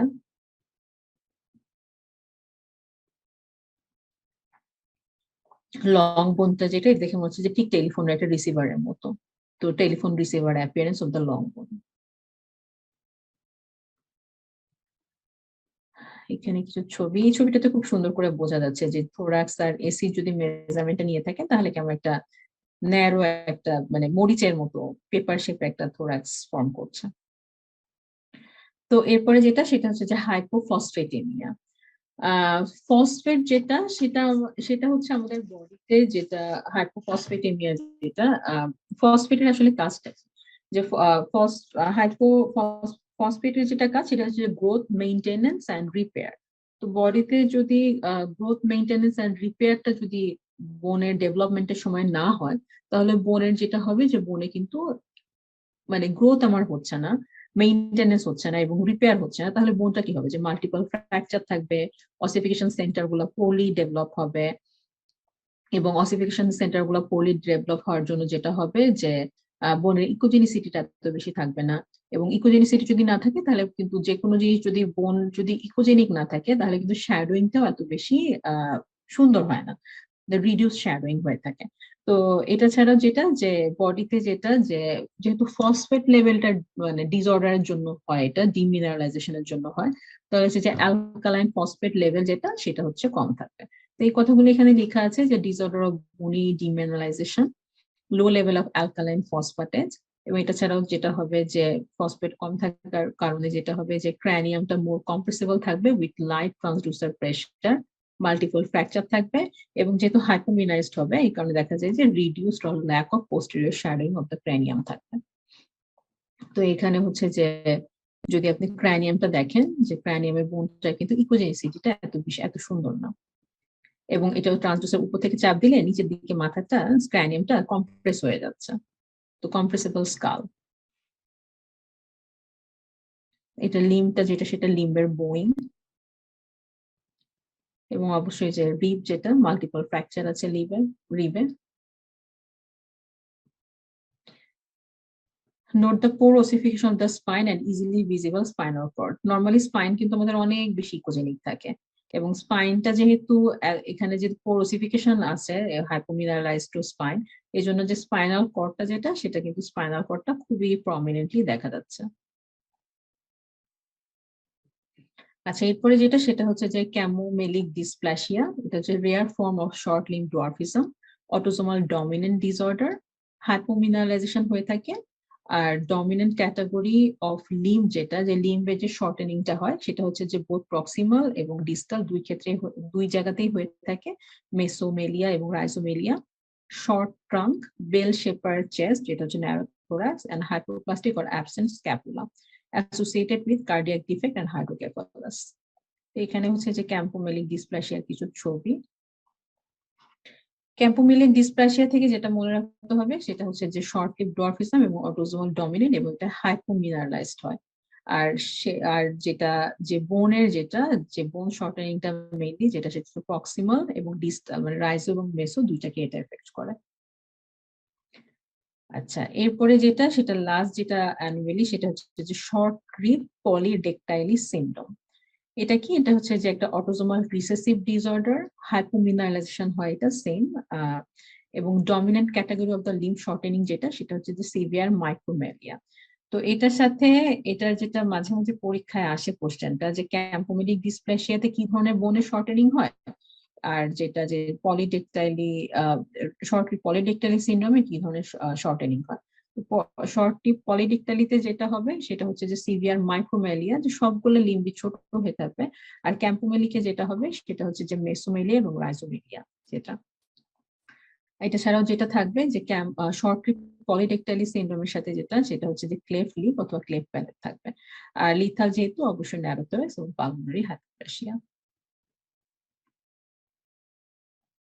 এখানে কিছু ছবি যে note the narrow thorax, echogenic kidney and polydactyly of the hand. তো এখানে পলিডেক্টাইলি যে 1 2 3 4 5 6 6টা আঙ্গুল, আর থোরাক্সটা খুবই ন্যারো এবং খুবই ইকোজেনিক একটা কিডনি। তো এই 8টা সিনড্রোম ছিল আমাদের লিথালের আন্ডারে। আমি জানি খুবই বোরিং এবং এটা আসলে বোঝানোর মতো কিছুই নাই, এমন কোনো ওয়ে নাই যেটা আমি ইজিলি আপনাদের কাছে এটা প্রেজেন্ট করতে পারবো।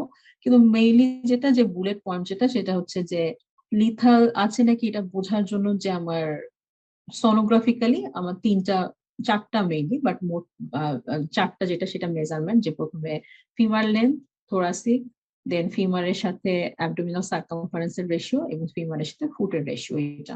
আর তারপরে যেটা সেটা যে 8টা অ্যানোমেলির মধ্যে কোনটা অটোজোমাল ডমিনেন্ট, কোনটা রিসেসিভ, আর যে বোনের শর্টেনিংটা হচ্ছে কোনটা কোন জায়গাতে হচ্ছে, কোনটায় রাইজোমেলিয়া, কোনটায় মেসোমেলিয়া, কোনটায় মাইক্রোমেলিয়া, এসব মনে রাখতে হবে। মেইনলি যেহেতু বোনগুলো ছোট হয়, মাথাটা সবসময় বড় হয়ে থাকে, ম্যাক্রোক্রানিয়ায় থাকে। ম্যাক্রোক্রানিয়ার সাথে অবশ্যই ম্যাক্রোক্রানিয়া যেখানে থাকবে ফ্রন্টাল বোসিংটা মোটামুটি সেখানে ম্যান্ডেটরি। এই তো এটাই ছিল হচ্ছে লিথাল। তো লিথালের পরে যেটা যেটা নিয়ে কথা বলবো সেটা হচ্ছে যে এতক্ষণ যেগুলো সেটা হচ্ছে লিথালের আন্ডারে ছিল। তো এখন যেটা নিয়ে কথা বলবো সেটা হচ্ছে যে নন লিথাল, যে কি কি স্কেলেটাল ডিসপ্লাসিয়া আছে, যে স্কেলেটাল অ্যানোমেলি আছে, যে যেগুলো আমাদের নন লিথালের আন্ডারে পড়ে যায়। তো নন লিথালের আন্ডারে আসলে যে অনেক ধরনের অ্যানোমেলি থাকে, তো যেগুলো একেবারে ম্যান্ডেটরি শুধুমাত্র অথবা যেটা আমরা অনেক বেশি পেয়ে থাকি সেগুলো নিয়ে কথা বলবো, আর পরীক্ষায় যেগুলো আমাদের লাগে যে পয়েন্ট গুলো সেগুলোর উপরে আমি একটু এমফাসাইজ করবো। তো হেটারোজাইগাস অ্যাকন্ড্রোপ্লাসিয়া, এটা মনে রাখতে হবে যে হোমোজাইগাস অ্যাকন্ড্রোপ্লাসিয়া যেটা সেটা কিন্তু লিথালের আন্ডারে ছিল, আর নন লিথালের মধ্যে যেটা সেটা হচ্ছে যে হেটারোজাইগাস অ্যাকন্ড্রোপ্লাসিয়া। মোস্ট কমন নন লিথাল স্কেলেটাল ডিসপ্লাসিয়া এটা, এবং এটা হচ্ছে অটোজোমাল ডমিনেন্ট, যেটা ম্যাক্রোক্রেনিয়া ফ্রন্টাল ব্লসিং থাকবে। আর যেটা এটা মনে রাখতে হবে যে অ্যাকন্ড্রোপ্লাসিয়ার সাথে আমাদের ট্রাইডেন্ট হ্যান্ড থাকে। যদি একটু রিকল করেন আর পিছন দিকে যান, যে ট্রাইডেন্ট হ্যান্ডটা যেটা সেটা কি ছিল, ট্রাইডেন্ট হ্যান্ডটা ছিল যেটা হচ্ছে যে হাতের একটা, যেটা যে থার্ড এবং ফোর্থ ফিঙ্গারের মধ্যে যে একটা অ্যাবনর্মাল গ্যাপ থাকে, ওয়াইডেনিংটা অনেক বেশি থাকে।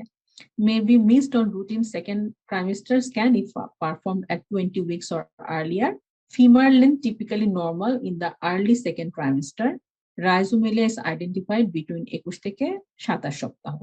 তো এই জন্য আসলে এটা নন লিথাল এবং অনেক সময় এটা মিসও হয়ে যায়, কারণ এখানে যেহেতু যে ফিমারের লেন্থটা যেটা সেটা নর্মাল থাকে, যেহেতু ফিমোরাল লেন্থটা মেজার করার পরে সেটা শর্ট আসলে কিন্তু, অথবা থোরাক্স যেটা, থোরাক্স আর ফিমার এই দুটো দেখেই কিন্তু আমাদের মাথায় মেনলি যা পপ আপ করে অথবা টিক করে, যাচ্ছে এখানে হয়তো স্কেলেটাল ডিসপ্লাসিয়া থাকতে পারে।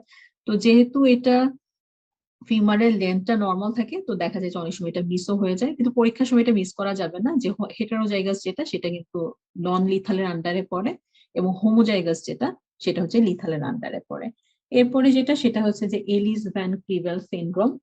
এলিস ভ্যান ক্রিভেল সিনড্রোমটা যেটা যেটা মোস্ট ইম্পর্টেন্ট সেটা হচ্ছে mostly common in Amish community. এটা আমিষ কমিউনিটিতে বেশি দেখা যায়, এবং এটা হচ্ছে যে একটা কন্ড্রো একটোডার্মাল ডিসপ্লাসিয়া, এবং এটার সাথে যেটা থাকবে যে হার্টের কিছু সিমটম থাকে, যেমন এএসডি, সিঙ্গেল অ্যাট্রিয়াম এসব থাকে, এবং ফেসকেও এটা এফেক্ট করে, যে অনেক সময় যে ক্লেফট লিপ যেটা অথবা ক্লেফট প্যালেট যেটা মেইনলি আপার লিপে এটা আমরা দেখে থাকি, এই সিনড্রোমের সাথে পেয়ে থাকি।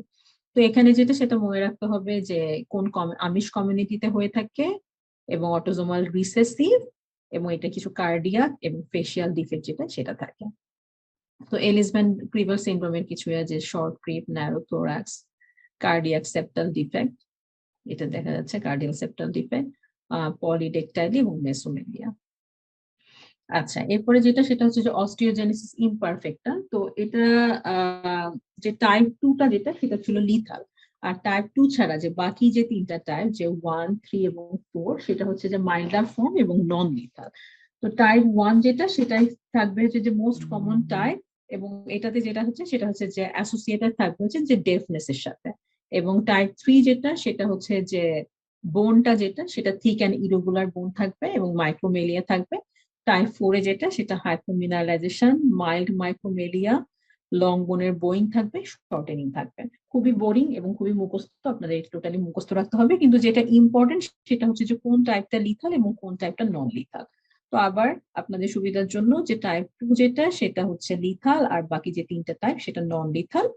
নন লিথালের মধ্যে মোস্ট কমন যেটা, সেটা টাইপ 1, যেটা অ্যাসোসিয়েটেড থাকবে ডেফনেস এর সাথে।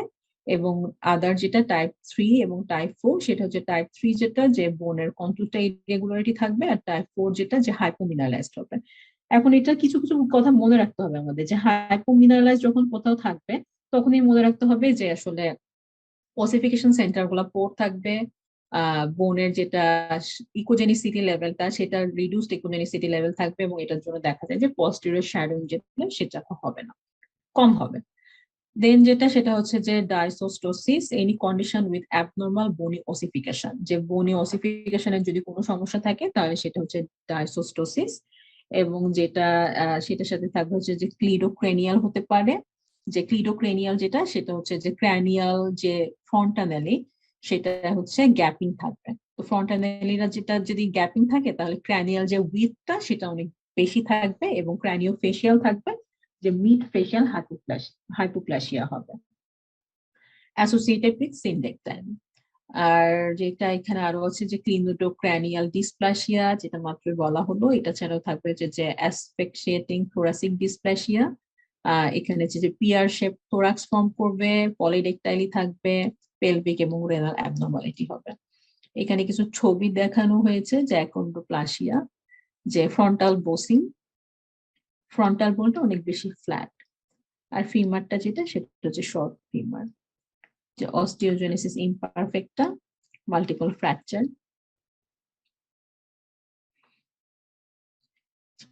বোয়িং অফ দ্য লেগ বোন। এখানে যেটা, সেটা হচ্ছে বোয়িং অফ দ্য হিউমারাস, এবং মাল্টিপল ফ্র্যাকচারও কিন্তু আছে এই জায়গাটায়, বোনের কন্ট্যুরটা দেখলে বোঝা যাচ্ছে। এরপরে যেটা, সেটা হচ্ছে রেডিয়াল রে অ্যানোমেলি। আমার মনে হয় না এটা খুব একটা ইম্পর্টেন্ট, আমি কখনো পরীক্ষায় এখান থেকে কোশ্চেন দেখতে মানে দেখিনি। আর যেটা নন লিথালের মধ্যে খুবই ইম্পর্টেন্ট, সেটা হচ্ছে যে দুইটা, একটা হচ্ছে যে ক্লাফ ফুট, আর একটা যেটা, সেটা হচ্ছে যে আর্থ্রোজাইরোপসোসিস। প্রথম যেটা, সেটা হচ্ছে যে ক্লাফ ফুটটা নিয়ে কথা বলবো। খুবই কমন, পরীক্ষায় অনেক কোশ্চেন আসবে আপনাদের এখান থেকে, এবং সবচেয়ে বড় কথা, আপনি যখন প্র্যাকটিস করবেন, খুবই একটা কমন প্যাথোলজি, অনেক সময় এটা পাওয়া যায়, অনেক সময় বাইল্যাটারাল পাই, অনেক সময় ইউনিল্যাটারাল পাই। তো ক্লাফ ফুটটা আসলে কি? এটার আরেকটা যেটা নাম, সেটা হচ্ছে যে কনজিনিটাল টেলিপাস ইকুইনোভ্যারাস। কি এটা? সেটা হচ্ছে যে যে ফুট, ক্লাফ ফুটটাই থেকে যে বোনটা ইন্টারনালি রোটেটেড থাকবে। সহজ যেটা কথা, সেটা হচ্ছে যে আপনি যে যখন আপনি ইভালুয়েট করবেন লোয়ার এক্সট্রিমিটি, তখন অ্যাঙ্কেল যেটা, যে অ্যাঙ্গেল অফ দ্য অ্যাঙ্কেল, যে আপনার ডিস্টাল বোনের সাথে যে ক্যালকেনিয়ামের যে অ্যাঙ্গেলটা, সেটা ডিস্টর্টেড হবে, এবং বোনটা হবে যে পায়ের পাতাটা যেটা, সেটা ইন্টারনালি রোটেটেড থাকবে।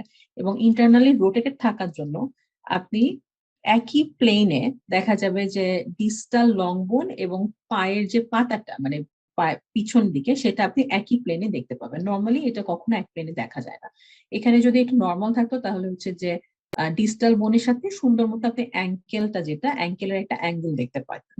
কিন্তু এখানে দেখা যাচ্ছে যে একই সাথে পায়ের পাতাটা এবং যে ডিস্টাল লং বোনটা, সেটা একই ছবিতে দেখা যাচ্ছে, এবং মনে হচ্ছে যে বোনটা ইন্টারনালি রোটেটেড হয়ে পায়ের পিছনের দিকের অংশটা সামনের দিকে মানে সামনের দিকে ফোকাস হয়ে গেছে। তো এটাই হচ্ছে বলছে যে এখানে congenital talipes equinovarus. Affected foot appears rotated internally at the ankle with echogenic with acentric junction between the calcaneus and tarsal bone. Best evaluated by identifying a sagittal view of the lower leg. Normally, the foot is seen in profile when the long bones are visible. Clubfoot will demonstrate the bottom of the foot in the same plane as the long bone, tibia এবং fibula, যেটা কখনোই দেখা যায় না। সবসময় tibia এবং fibula যদি normal anatomy হয়, তাহলে টিবিয়া এবং ফিবুলার সাথে আমরা যে অ্যাঙ্কেলের যে অ্যাঙ্গেলটা সেটা দেখতে পাই। শুধুমাত্র ক্লাব ফুটের ক্ষেত্রে যেহেতু এটা ইন্টারনালি রোটেট হয়ে যায় অ্যাবনর্মালি, এজন্য দেখা যায় যে আমাদের পায়ের পাতাটা এবং মানে লেগ বোন যেটা সেটা একই প্লেনে আমরা দেখতে পাই। তো ক্লাব ফুট যেটা সেটা ইম্পর্টেন্ট, কারণ এটা একটা স্ট্রং অ্যাসোসিয়েশন থাকে হচ্ছে যে ট্রাইজোমি 21 অথবা ডাউন সিনড্রোমের সাথে।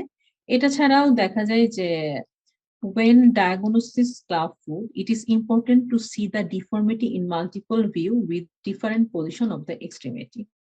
তো অনেক সময় হয় কি যে বাচ্চা এমন পজিশনে থাকে অথবা পাটা ভাঁজ করে রাখে যে ফার্স্ট এট এ গ্লান্স দেখলে আপনার কাছে মনে হবে যে এটা ক্লাব ফুট আছে।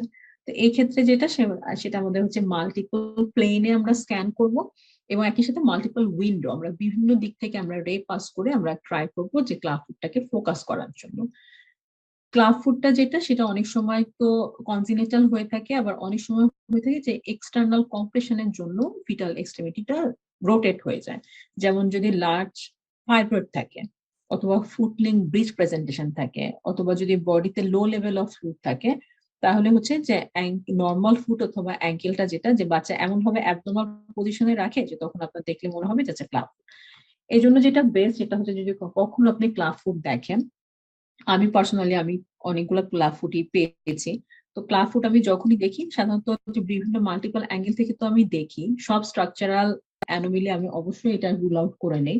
এবং মোর স্ট্রংলি ডায়াগনোসিস করার জন্য আমি যেটা করি যে আমি সাধারণত পেশেন্টকে রিবুক করি অথবা রিস্কেজুল করি। এটা খুবই আনলাইকলি যে পরপর 2 দিন, যে এটাও হতে পারে বাট খুবই আনলাইকলি যে পরপর মানে দুইটা স্ক্যানে যে বাচ্চা একই পজিশনে ফিটটাকে যেটা সেটাকে রোটেট করে রাখবে। তো এটার জন্য আমাদের প্রথমে এটা রুল আউট করতে হবে যে এটার এক্সটার্নাল কোনো কম্প্রেশন অথবা এক্সটার্নাল কোনো ফ্যাক্টর আছে নাকি। যদি থাকে তাহলে সেটার জন্য ক্লাব ফুটটা হচ্ছে, এটা কি এটা কনজেনিটালি হচ্ছে। তো নর্মালি 50% কেসে যেটা যে ক্লাব ফুটটা বায়োল্যাটারাল থাকে, in the most of the case it is an isolated finding. But অনেক সময় এটা দেখা যায় যে একটা জেনেটিক যেমন ট্রাইজোমি 21 এর সাথে এটা অ্যাসোসিয়েশন থাকে অ্যাসোসিয়েটেড উইথ স্পাইনা বাইফিটা। তো এখানে যে ক্লাব ফুটের ছবিটা দেখতে পাচ্ছেন যে যে প্রক্সিমাল যে বোনটা, ডিস্টাল যে বোনগুলা লং বোনগুলা যে টিবিয়া এবং ফিবুলার সাথে একই প্লেনে আমি পায়ের পাতাতেও দেখতে পাচ্ছি। আসলে এই ছবিটা খুব সুন্দর করে দেখা যাচ্ছে এটা। এবং যদি 3D করি আমরা তাহলে 3D তে দেখা যাচ্ছে যে ক্লাব ফুট। ক্লাব ফুটের মতো অনেক সময় যে ক্লাব হ্যান্ডও হয়ে থাকে খুবই রেয়ার, কখনোই আমি দেখিনি। আর সেটা হচ্ছে যে আরেকটা যেটা ইম্পর্টেন্ট সেটা হচ্ছে যে আর্থ্রোগ্রাপসোসিস, এটা যে অ্যানোমেলিটা সেটা। তো এটা যেটা হয় যে contraction and loss of movement in the multiple joints. তো যখন মাল্টিপল যে জয়েন্ট গুলা সেখানে যেটা হচ্ছে যে কন্ট্রাক্টেড থাকে, যদি কন্ট্রাক্টেড থাকে কোনো জিনিস তাহলে দেখা যায় যে সেটার মুভমেন্ট আসলে রেস্ট্রিক্টেড হয়ে থাকে, ফ্লেক্সিবিলিটিটা থাকে না এবং দেখা যায় যে পজিশনিংটাও অ্যাপিয়ারেন্সটাও খুব অ্যাবনর্মাল হয়ে থাকে। তো এটা যেটা সেটা হচ্ছে যে আর্থ্রোগ্রাপসোসিস, যেটা সেটা হচ্ছে যে কন্ট্রাকশন এবং loss of fetal movement in multiple joints, increase in severity as you move distally from the trunk. যদি ট্রাঙ্ক থেকে আপনি নিচের দিকে চলে আসেন, যদি মেইনলি হচ্ছে যে এক্সট্রিমিটি গুলাতে সেটা হচ্ছে মোস্টলি পাবেন। এবং যে effects upper and lower extremity suspected with significant lack of fetal movement and flexion deformity, hyperextension of the knee bend backward, nuchal edema associated with micrognathia মানে জটা যেটা সেটা ছোট থাকবে, bilateral talipes, deformed elbow, wrist, ankle, knee, hip এবং পলিহাইড্রোমিয়ান মানে amniotic fluid লেভেলটা অনেক বেশি থাকবে। তো এখানে কিছু ছবি সেটা হচ্ছে যে বলতে দেখে মনে হচ্ছে তাই না যে বাচ্চাটা হ্যান্ডটা কেমন জানি একেবারে ফ্লেক্সড করে আছে, যে অ্যাবনর্মাল একটা জয়েন্ট যেটা সেটা জয়েন্ট কন্ট্যুরটা। এখানে যদি দেখি তাহলে এখানে দেখতেছি যে জয়েন্ট কন্ট্যুরটা অ্যাবনর্মাল ফ্লেক্সড একটা position, contracted and fixed joint হয়ে আছে। তো এটা ছিল হচ্ছে আমাদের নন লিথালের মধ্যে।